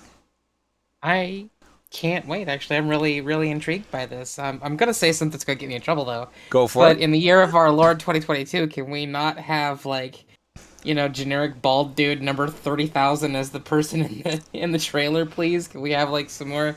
Well, I mean, is that all they're sending to Mars? Is just this one guy? I mean, in fairness, I don't know. I haven't played it yet. I have it downloaded. I haven't played it yet. For all we know, there's a character creation thing, and you get to be, Hope you know, so. bald dude or ponytail woman or butch cut woman or long haired dude or like all between of the spectrum. Who knows? But on the other side, I agree with you. I want to science the shit out of this game. Mm-hmm. I want to grow potatoes. I want to drive the rover for like 60 days. Longer than that. I'm really interested in... Okay, well, what's going to actually be like the end game of this? Like, is it going to be big multiplayer possible? We saw the little starship thing landing and the huge giant base. Why am I building the huge giant base if it's just me? Like, I'm really curious about where it's gonna go with that, and like if we're getting NPCs that show up, or if it can be big multiplayer co-op or whatever. Mm-hmm. Yeah. Yeah, do we know that? Is it multiplayer or is it single player? So far, it's just the prologue. It's just the demo of the game, which is single player. I don't know if the actual on release if the game is going to be multiplayer or not. I don't know. I'd be interested to find out for sure. Yeah, I agree. I have to bring it. Spot. I love Spot the dog. Like, I'm one of those people that want one of those dogs so bad. Like, I'll be the first one to have that roaming around my yard. As soon as they make them smaller and more affordable, or larger and more affordable, whichever way they want to go, Boston Dynamics. But this game does look amazing. It has base building. Hopefully it has survival, because I love survival aspects of games. I think that would be awesome. But multiplayer, I love multiplayer games. That's usually what draws me in, is the community part and like hanging out with other people. So hopefully it is multiplayer or becomes multiplayer. Wolf, do me a favor, take over for 1 second. I'll be right back. Sure. Yeah, the whole thing with Spot the dog, that sounds great, Authy, but you're gonna change your tune as soon as that dog fucks up the azaleas. I'm telling you, it's just gonna drive you up a wall. Chad, what are your thoughts on this? No, Chad? Moving on to Tweet. Yeah, for me, it's another space game, which is good. Obviously, sorry. we need all the variety we can keep. Competition makes everybody better. Absolutely. I personally, from what I'm seeing from this, it looks like work. It looks like a job. Go plug this in, go hook this up, go do some. I work all day long at my real job. I want to get on my video games and blow things up or fly spaceships or something like that. So not necessarily my cup of tea. And I also, NoManSky kind of taught me that I don't love survival games, which I did not know that about myself, but I find them kind of tedious and annoying. So I'll keep an eye on this one, but it's not anything that I'm like super excited for right off the bat. Fair. My Fair. headphones weren't plugged in all the way. No, it looks interesting. That in the video footage, the word "use" over it looks like old Star Citizen. Or Yeah, like, it does. it's like, wait, did they use the same? I mean, literally like the same font and everything. But no, I'm downloading it right now. I have 2 gigabytes of. It's yeah, free. gigabit. You can't go wrong. No, you can't go wrong. No, it looks very interesting. There's so many space games, so many space. I mean, we were talking earlier about there was like half a dozen or more launches just this week alone. Even a few years ago, that would have been unthinkable. Mm-hmm. And now everyone and their mother is all for space and real space and space games and space sims, and you have the spectacular stuff from just like day one of the Webb telescope and on and on. And it's crazy. Yeah, it's super, super, super. It's exciting. I love it when you can tell that like something is sort of in the zeitgeist of the populace. It's like, okay, we're gonna go that way. It's just gonna happen. So I'm excited for what comes. Again, you can't go wrong, guys. 100% free. Who doesn't like free? Try it. Maybe you like it. Maybe you don't. They have a Discord as well. They have all kinds of information. You should check it out. I posted it right in the links. Let me check. Yes, I did. All right. So check out their Discord. Check out the game. Check out the free demo. Check it all out. And I'm going to be playing it this weekend. Faux show. We're up on books. I'm still on my second reread of The Case for Mars by Dr. Robert Zubrin of Lockheed Martin. Now he's in Pioneer Science and he's head of the Mars Underground. But I'm doing that separately. I'm doing that while I go through, like, I'm not just reading through it. Every time I come to links, I'm stopping and going down like a Google rabbit hole of like reading all kinds of different like Senate reports and where this congressional committee killed that program, and then this president came in and set up a blue ribbon committee which killed the last guy's thing. I'm like digging through it all in detail and having a good time with it. But I also took a day out and read Dr. Neil deGrasse Tyson's Astrophysics for People in a Hurry. You can get it on Amazon. It's a decent book. I highly recommend it. It's got lots of interesting things. But if you're of the ilk where it's like, hey, I want it on audiobook, or hey, I want it for free, well, here you go. There's the link. It's free. I don't know. Some Indian dude has it on his YouTube channel. Seems rather sketch as fuck, but like, hey, if you want free knowledge, there it is. Knock yourself out. Let's go around the horn. What's everybody been reading? Anybody got any good book recommendations they want to pipe in on this week? I know you had one, Authy. Yeah, actually, have you guys read Project Hail Mary? I It's love made by that Andy book. Weir. I love that book. One of my Such a good favorite. book. One of my favorite characters in any story ever is Rocky. I fucking love Rocky. Yes, he's awesome. I agree. Yep. And the whole, we literally highlighted that book like 2 weeks ago on this show. Really? Yep. Oh yeah, my yeah. gosh. Yeah. That's awesome. Yeah, The Martian was so good. You know, you just had to check it out. The Martian was fantastic. Artemis, it was more of a heist thing. It wasn't really my thing. And then Hail Mary, phenomenal. So good. Yes, loved it. Yep. So good. Astrophage, the whole, yes, just the concepts of it. I what I said when we talked about it is, like, I said, like, I like the fact that I think it covers, this book covers what we would do in like a world crisis, how I think we're going to uncover our first experience of finding extraterrestrial life, which will be like in the like microbe part type, how we would deal with encountering extraterrestrial intelligent life like Rocky. Yep. And also like how we would deal with an existential threat to the entire species like astrophage is, and how we would deal with having the ability to access faster than light travel. Like that book has everything. All of it. I know, it really wait. does. I cannot wait for the movie. I cannot wait. Me either. Like, it is such a good book. Yes, I agree with you 100%. The end of it, like, just all of it has so many, I don't know, it was perfection. I love it.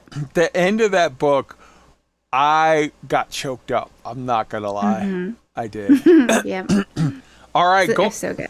Going around the horn. Anybody got any books they want to shout out this week? If not, that's okay.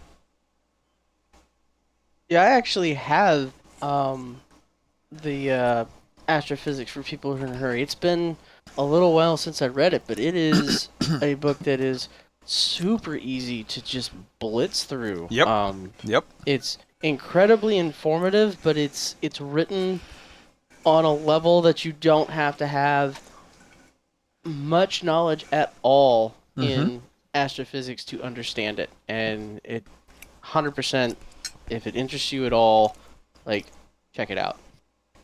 There you go. Yeah, I just finished one of the newest Star Wars releases that came out, Shadows of the Sith, which takes place 17 years before The Force Awakens, I believe it said. So, all in all, I would say actually that is probably the best or one of the best of the new canon books that has come out.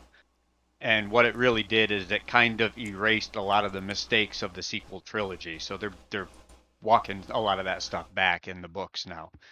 But Nice. I listened to the audiobook, and if you've never listened to a Star Wars audiobook, the narrations are amazing. The music is in the background, hits at all the right points, the sound effects. It really adds a certain emotion to those stories in the books, and it's a great way to take them in, really.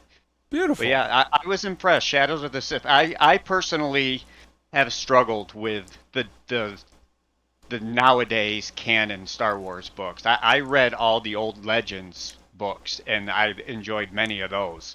The canon books, there's only been a handful that I've enjoyed, and for me to not enjoy Star Wars, that tells me there's something wrong. So I was happy to see this one come out, and I actually did really enjoy it, and I hope they continue on that upward trend. Very cool. Very cool. All right, that takes us to NoManSky news.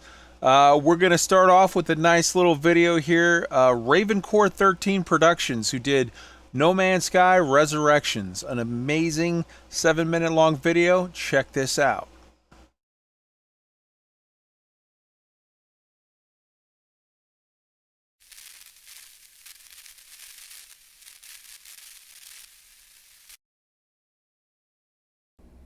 Mr. Simmons?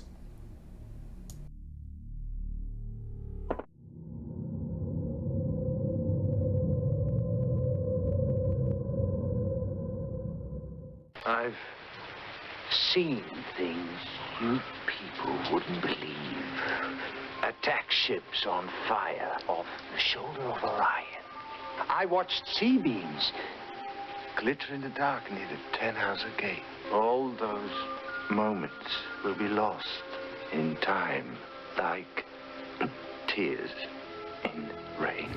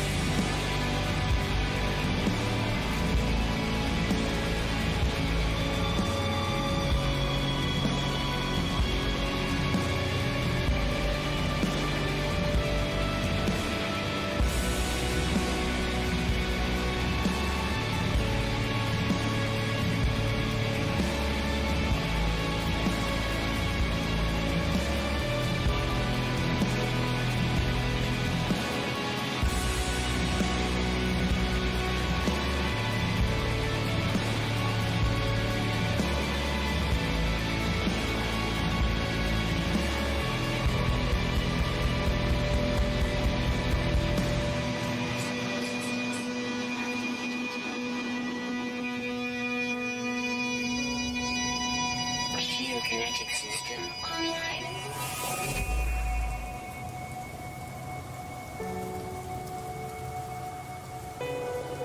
Scanner damaged. Repair required. Aerial propulsion jetpack online.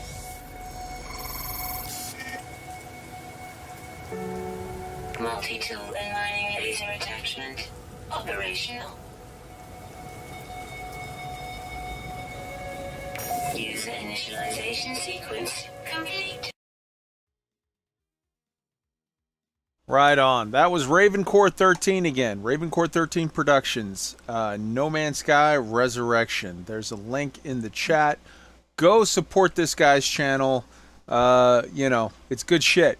He's doing good shit. I dig it. I'll be honest with you, there's not a whole lot of news in NoManSky this week. It's a light news week. The speculation is that we will get the expedition in August-ish, and the big yearly update. They always do updates 3 to 4 times a year, you know, every 3 to 4 months. But the summer one is the biggie every year, and that should be hitting sometime in August or September. So stay tuned. We'll keep you up to date as soon as news drops. But I wanted to highlight that very cool video from a good content creator and encourage everyone to go check out his channel and, you know, support people that are making cool shit. All right, let's move on to Star Citizen and get things rocking.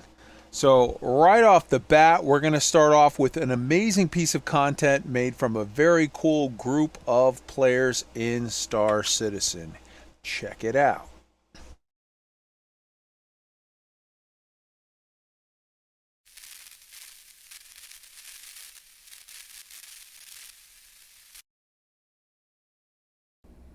Mr. Simmons?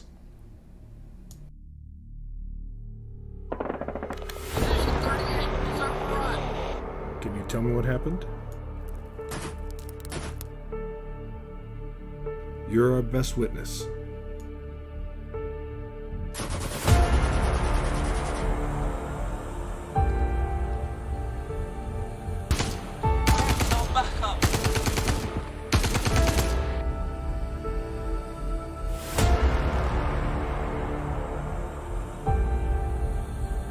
Mr. Simmons, what happened to the pirates? Man down, man down. 2 minutes to drop.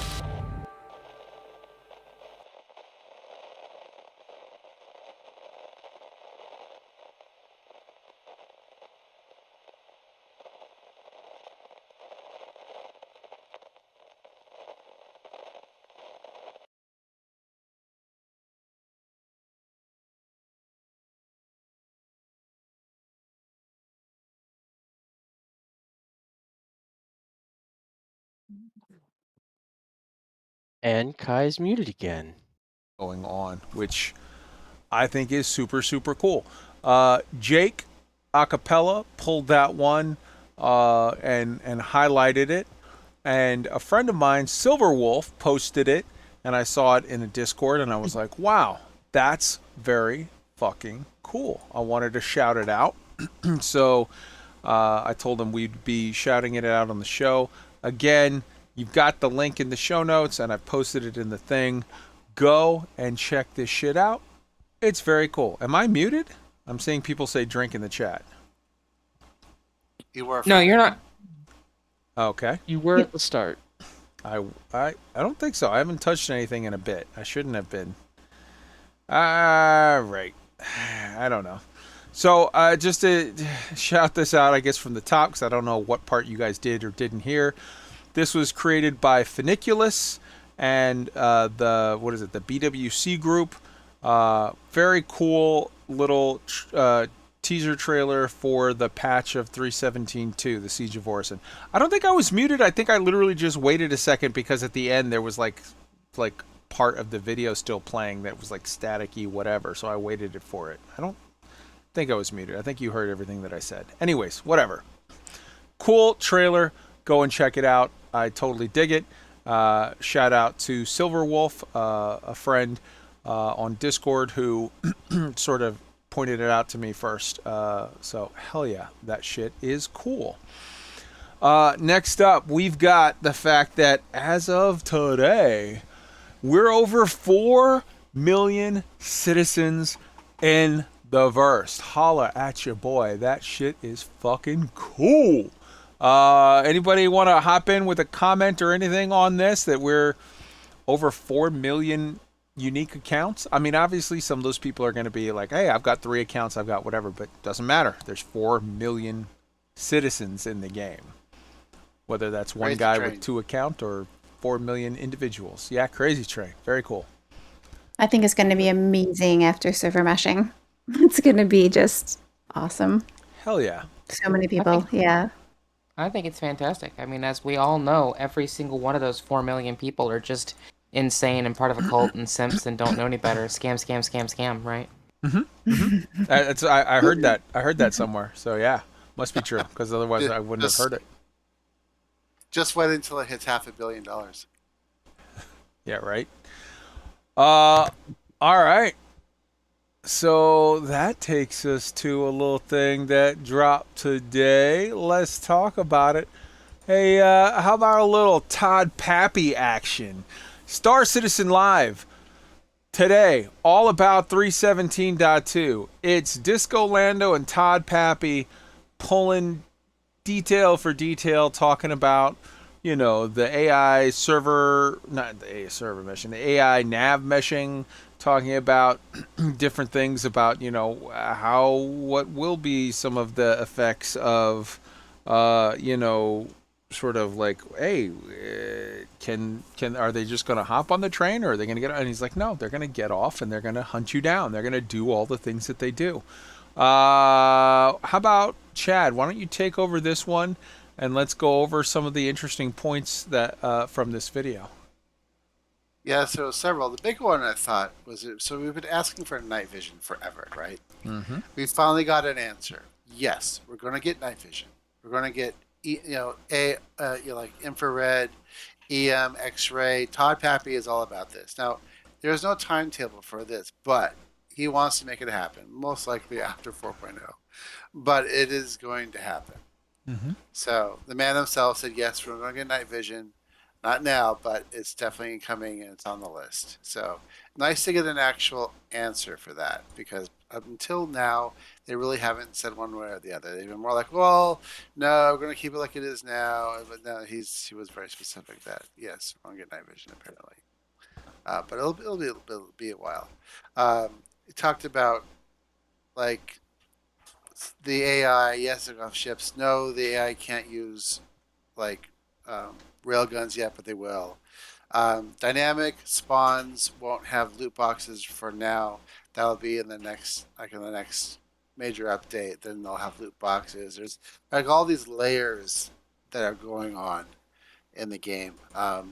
Someone actually asked if double dogs have a higher nutrition than regular dogs, and Todd Pappy actually said, "I'll go find out, and if not, I'll get a designer to fix it."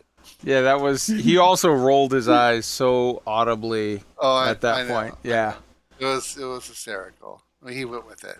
It was funny. Yeah. See what else? It's just a long list of stuff. Someone asked about like the red wind illegal. If you get a crime set, can you not do them? Of course you can do them. It's illegal. Mm-hmm. They're talking about unintentionally harmed by collisions. They know it's a problem.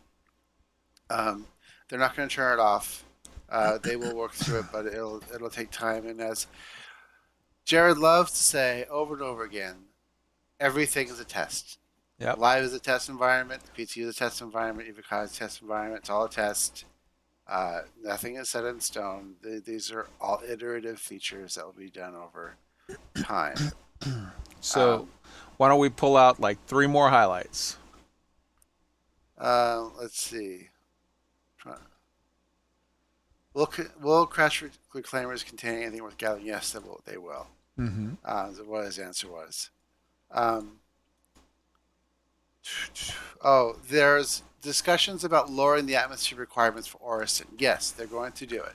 No, it won't be in 317.2, but they are looking at making the ceiling a lot lower so you don't have to travel for 15 minutes to the atmosphere from Orison to get out of Crusader. Yay. Yep. So that's going to Interesting. happen. Yeah, the 150,000 meter ceiling is it's high, but they know it's a big pain in the butt. They're going to change it. They didn't say to what level or how high. It'll just be less. Knives are cool. What about swords? And they're like, and then he asked more like melee weapons in general. Well, there's a bunch of tech they have to do before they get to that point. If they want to do that stuff. And does the mesh get generated before the player arrives or when the player arrives for the planet surface mesh? It's when the player arrives. All right. They're having issues with meshing, like showing up way far away and stuff like that. So they're keeping it local until they can perfect the technology. So let's take a look at the sneak peek image for this week. Here we go. You should see it on the screen there. It'll take just a couple seconds for the delay. There it is. And the title for this image was, what was it? Something like Who's in Control or something? I have to pull that up. But what you see there is, obviously, it looks like this is a ship. You see that it has that industrial type accordion kind of seat that you see in like buses and heavy construction vehicles. You've got twin sticks on the sides that look very much more like you see with some of the ground vehicles. You see fuzzy dice in the background there, which is okay. That's a thing. We know we're getting the bobbleheads, and they said the fuzzy dice. That's the first that I've seen of them. I'm sure other people will correct and say, no, we've seen that before, but okay, there's the fuzzy dice. I want to call out, look at the shape of the side windows there. Here's what I think you are seeing. What I think you are seeing is, let's see, 14. What I think you are seeing is that, which is the SRV tug concept art. Here's why I say that I think that's what you're seeing. If you zoom in on the image there, if you look, you'll see that the guy has got two controls, one on each side like you see normally on the ground vehicles. You will see that if you look on the side windows there, it's like an inverted L. It's that interesting, it's that very open front face, like straight up open glass face in front, and that inverted L on the side. And then if you go back to the other shot, whoops, you'll see that inverted L on the side there. And as the key or the little heading that they gave it is Who's in Control Now, well, obviously the person that's in control is the tug, the person that is pulling the other ship. And they've recently said that what you're getting in this, what do you call it? You're getting coming up soon is the tractor beams in ships. Now, this was first brought to my attention by a member of the Soul Citizens Discord on their Thursday Soul Citizen show. But I think he's absolutely right. I think what you're seeing there is that inverted L with that open face. That's the open face that you see there in front, and the inverted L, and then the two side controls. Like I said, they told us that they're going to be doing ship-based tractor beams coming soon, and the Who's in Control Now, well, obviously the guy who's pulling the other ship behind him. What do you guys think? Thoughts? Nailed it. Sure looks like it fits, doesn't it? Yeah, Oh, yeah, it does look like that. Absolutely. If it's not that, it's gonna be something real different. Yeah. All right. Yeah, we're gonna need tow trucks and pyro. Okay. Mm-hmm. I dig it. I'm there for it. I'm interested. You guys got any thoughts, any feelings on the whole idea of ship-based tractor beams? Now, keep in mind, you've got all kinds of stuff. You've got stuff like the Cuddy Black that's supposed to have small tractor beams on it that I think that's more about like being used for construction work and or stealing crates. You've got other ships like this SRV, who's literally, his job is a tug. His job is, to what's that old joke? If the tugboat was bigger, it would be the boat that other boats tugged. This is literally a ship, moving ship, a ship, tractor beaming ship. Is it a ship that shipping ships? No, that would be the Odyssey. Would be the shipping ship for shipping your ships. Yes. We both watched Ray's Guide. Yes. Hell yeah. I absolutely love it. Like, I think it's amazing. I'm into the whole, so I'm an Origin girl. I love Origin ships, but I love the Vulture, the scavenger Vulture that you're going to go out. And I love the idea of going out with the Vulture to Pyro and trying to scavenge things. And this just adds to that. I've also taken out the Expanse. I love the idea of being like a floating gas station. I've actually had way more fun with that than I thought that I would. So adding Pyro to this and adding this ship on top of it, it really excites me, honestly. Like, I just think about all the different, and like the hull A, you can kind of see like pulling this, or hull C, or any of those, and you pull out your cargo ships, or even the MSR. But I like the idea of the hull A and hull C because it's outside cargo, and I feel like with the MSR and cargo ships like that, you're going to have like a forklift to bring cargo inside. I just wonder where they're going to go with it. But I love the tugging aspect of it, and I think that there's going to be a lot of pirates, and you're going to have to like go out with like this whole crew that stops person B from trying to take your boat, or trying to take your ship that you're trying to scavenge. It's all, I get very excited. Yeah, I love it. Yeah, opening up these game loops is definitely exciting, because it's like, okay, this might be your thing but not mine, and that might be my thing but not yours, but just adding in more things for everyone to try and see what you like is a beautiful thing. I wish more people would look at this from the perspective of like a typical MMO. And before people jump on me, what I mean is what Kai just said, right? Of not every ship has to do everything. Not every ship has to do what you want it to do. Not every ship has to be for you. And when you made the mention of, well, this isn't for me, but it's not, this is, how is that any different from, I really love tanking in Final Fantasy, but I hate healing. My best friend really loves being a healer. Another friend of mine is like one of the best Reaper DPS in the entire server. How is it any different from any other MMO, right? Like, the more ships, the more classes, jobs, whatever, the more that people get to find the thing they love, the more the universe feels alive. The more we've got crafters and hunters and bounty hunters and miners and explorers and all that kind of good stuff. I agree. Yeah, sorry. Yes. And moreover, I could absolutely hate healing, but my life is so much better that there are healers out there as a tank. You know what I mean? Like exactly to your point. Like, you might not like the refueling aspect, but somebody does. And you might not like the scavenging, but somebody does. And the thing that you like is made all the richer by the fact that there's someone out there doing those other things. Yeah, exactly, yeah. So I think this is fantastic. I'm looking forward to it, yeah. Hell yeah. So that takes us to Black Maze. He did a contest this last week of emergent search and rescue gameplay.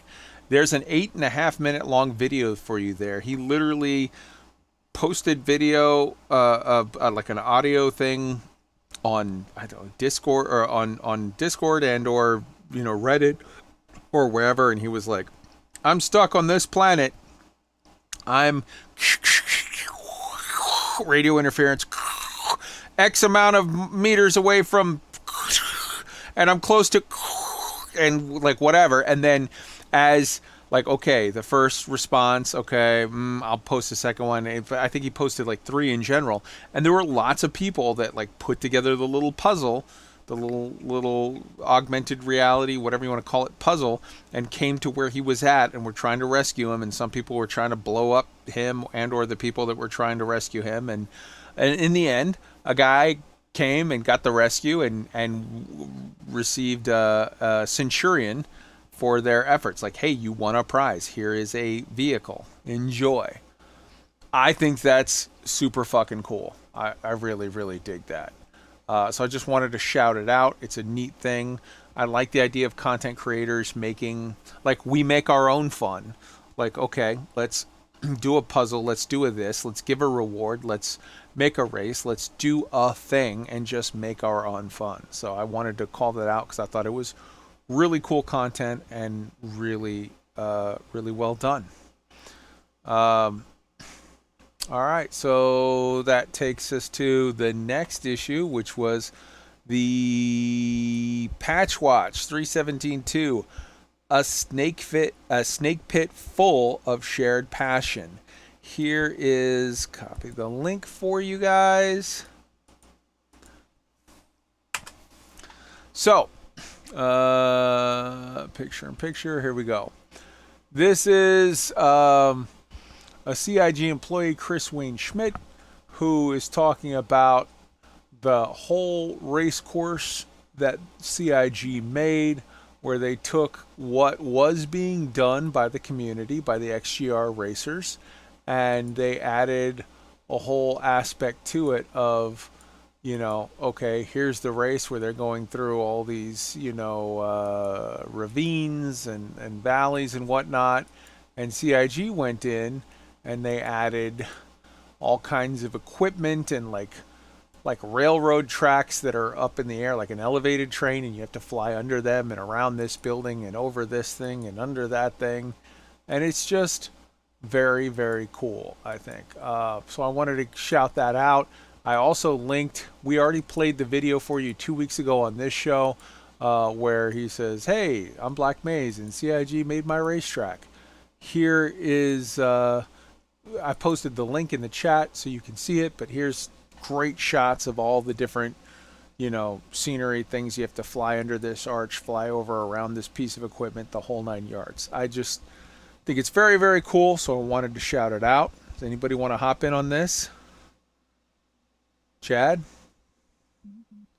Yeah, Black Maze is just over the moon, over the whole thing. And then they even talked about the thing more in this particular post, in that part of the Turbulent says, as new employees in the Montreal studio, the videos that Black Maze posted on differences between Star Citizen and other space games, actually Elite, they helped these new employees watch his video to better understand Star Citizen as a game, and they used it as part of their training. He thought that was amazing.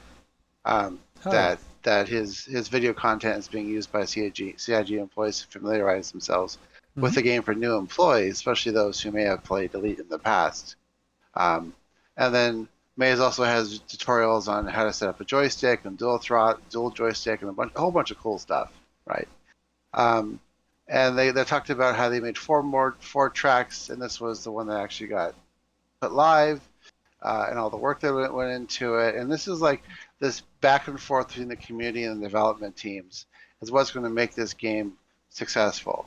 It's not a one-way street; it's a two-way street, and it's just amazing.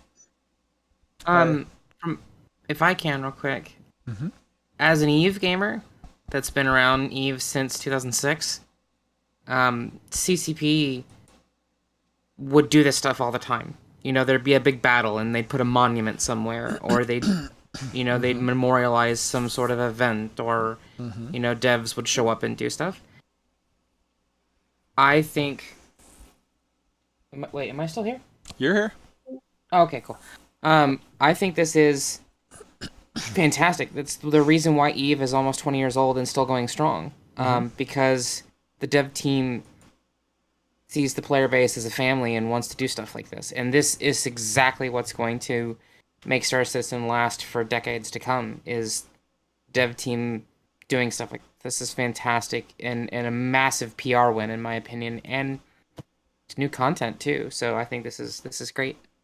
Beautiful. Wolf?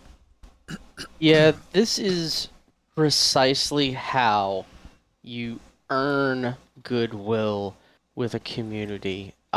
They didn't have to do this at all.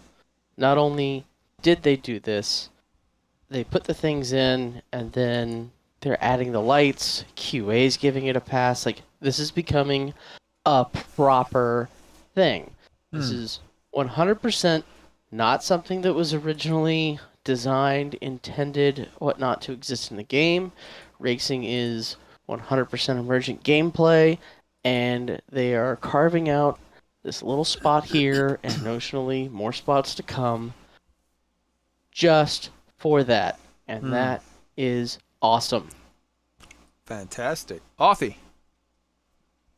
For someone who, I love this because I actually participated in the Stanton race that I think it was ATMO that ran it. And it was kind of funny because I was practicing and it was really hard to practice because you couldn't follow the racetrack. You had to like go out and just, I thought I knew where it was. And I would practice and practice. And then I was like, okay, so at the day of the race, I'm just going to watch a couple people go and then I'm going to know where to go. But as it turns out, it was alphabetical. So I had to go first. Oh, no. So I know, it was like this whole thing. So I went first. I did not qualify. Whoopsie. I was like one of the 4 people that did not qualify because I think I might have actually been last. But the thing is, this is like an actual racetrack, and that was amazing. And I loved the experience. It was an amazing thing to go through. But to have an actual race course is something that's very exciting, and I love it. I love that they're doing that, and they're listening to their people, like you guys were saying. That the community is so strong, and you can sit and chat with the devs, and Bar Citizen and everything. And the fact that they're so reachable and they listen to the community, like you guys are saying, that it's gonna keep going. I mean, it's just amazing that they're doing this. And that's about it. Yep. Hell yeah. All right. So that takes us to earlier this week. We had a patch 317.2M. Here are the patch notes. Check it out. In addition to all of these things, and why don't we have Chad, why don't you call out, say, maybe the 2 or 3 biggest things from this patch, because then we're going to move on to earlier today. We had N patch that dropped, and I got that for you as well. Yeah, they keep busting them out. So they increased the health of the Nova tank, and then in M they reduced it.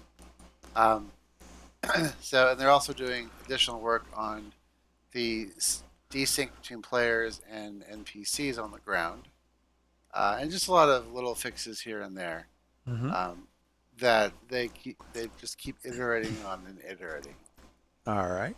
And then today we had this one, patch, click there, patch N drop. Here's the link in the show notes for you guys. And what were the big takeaways from this one, you think, Chad? Well, they increased the power of the railgun so that it's more powerful, I guess, for versus the tank or something. What was the other thing? Can you scroll yours down? Sure. So known issues. They've got the Stanton network, missions AI, combat AI, weapon animations. Yeah, they increase the health of the rover, Ursa rover, so it won't blow up as easy as well. So they're doing a lot of things that will help with, say, Jump Town, where the tank has more power, the railguns are more powerful, so you can shoot stuff out of the air with them. A lot of ground troops, like Katie's crew, like to use railguns and during Jump Town. So this will be interesting to see how effective they are against fighter craft on the ground. So they're changing a lot of the dynamics to be more focused on ground combat, which is not a surprise. It's a very popular thing in Star Citizen. And there's a lot of content in this patch, and they just opened it up to Wave 2 earlier today. It was Wave 1 when it initially went live. A couple hours later, they did Wave 2. So hopefully another week or so it'll go live, but we'll see. And one of the big ones is, so they did a lot of work on AI. They did a lot of work on the ASOP terminal, so you were having situations where ships were landing, but they were listed as an unknown state, so you couldn't claim them or store them. So they're working on all of that, which is good. Yep. All right. And that takes us to, I think, our last thing of the night, which is, oh, nope, we got 2 things left. We're almost done. We've got Next up, we've got the Holo Viewer. So, let me close this out. Star Citizen Spotlight Game Mod. Star Citizen Holo Viewer 4.0 with VR support. So you can go through with this mod. You can spawn all of your different vehicles and whatnot and check them out. You can see what fits where. And you can walk around them. And you can check the white models. And you can see, oh, this is how this works here. And look, you could squeeze this vehicle into that spot. And all of these different things. I think this is very cool. And the fact that it has VR support is just, I think it's amazing. So I like that the fact that they're calling it out. I think that all of these little side things that are dealing with sort of the, what is it, the AP? What is it called? The API? API, there you go. Yeah. I think that's awesome shit. It gives the creators and members of the community the power to do stuff with it on their own. Anybody want to hop in with a comment on this one before we move on to the last thing and close out the night? That's a lot of work. It is a lot of work. It is. I would just say I love VR, so I'm very excited about any kind of VR addition to this. So, yeah, I'm excited. I talked to a couple other Star Citizens, and we are very excited to jump in with VR. Some people already have, even though it doesn't technically support it. But I don't know how many of you guys play VR, but it's pretty amazing. It can be. Yeah, I think I love VR, and the closest thing I've gotten to in VR with Star Citizen is the Tobii Eye Tracker, which is like VR light, kind of, sort of. But yeah, I would love Star Citizen in VR. it's coming. Mm-hmm. All right, and then last up, we've got the Tales of the Camaraderie contest. Here it is for you. Close this. So, CIG is doing a contest right now where you can win cool stuff. They have the rules. I've just linked it in the chat. They're grading you on creativity, entertainment value, and style. You're basically going to write up a story about some cool camaraderie that you experienced in the verse. So a time where, you know, you needed help and someone came along and rescued you or did something to help you or guide you or teach you or, you know, whatever. Or a time where you did that for someone. And first place wins a Drake Caterpillar. Second place wins a Mercury Star Runner. And third place wins a MISC Prospector in-game. These are all very cool prizes. The contest is going on until July 21st, 11:59 p.m. So July 22nd, the contest is closed. I linked in the chat for you the the contest. So go and check it out. What do you guys think? Can't beat that, right? Those prizes are amazing. Yeah, I just poked They Katie are. and said, "Hey, go post the video of me rescuing you with the Freelancer under fire." There you go. See what that's like. Right on, right on. All right, we are going to table the discussion topic because we're already almost 3 hours in. We're 2 hours and 40 minutes in. It's been a long night, but a good one. So I hope you guys enjoyed it. We're going to go around the horn and give everybody an opportunity to add in anything they want to that we didn't hit and or say goodnight to the beautiful people. How about we start off with Chad? Good night, everyone. Go try the PTU. If you've been active, you may have access in Wave 2. There's a lot of cool stuff, and don't worry about the bugs. They'll get worked out eventually. But try it out. Wolf. Just want to say goodnight to everyone. Thank you for joining us. Feel free to hop on our Discord. We'll probably be hanging around for a little while afterwards, and I am waiting for the PTU stuff to get done so that I can enjoy 3.17.2 on the PU and give a go at some of the new things and have fun in the verse. Lady Raincloud.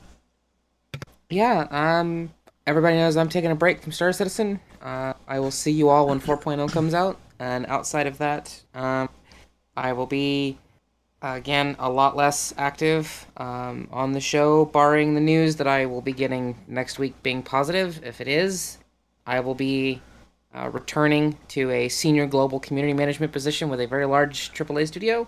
If it isn't, then I'll be here. And so, yeah, hopefully I'll see y'all around still. But yeah, thanks for having me on tonight. And it was nice to meet you, Authy. Tweet. So it was nice to meet you too.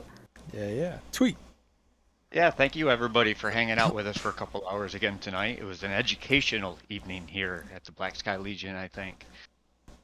Lots of good games, lots of good shows, lots of good books. Good time to be a fan of science fiction, period. So I'm enjoying it. Everybody else probably is too. Hell yeah. See you next week. I'm going to leave you with the thoughts of two great thinkers and philosophers, Bill S. Preston, Esquire, and Ted Theodore Logan, who said, be excellent to each other. And the final voice of the night goes to our guest, Authy. Say goodnight to the beautiful people and give them your thought.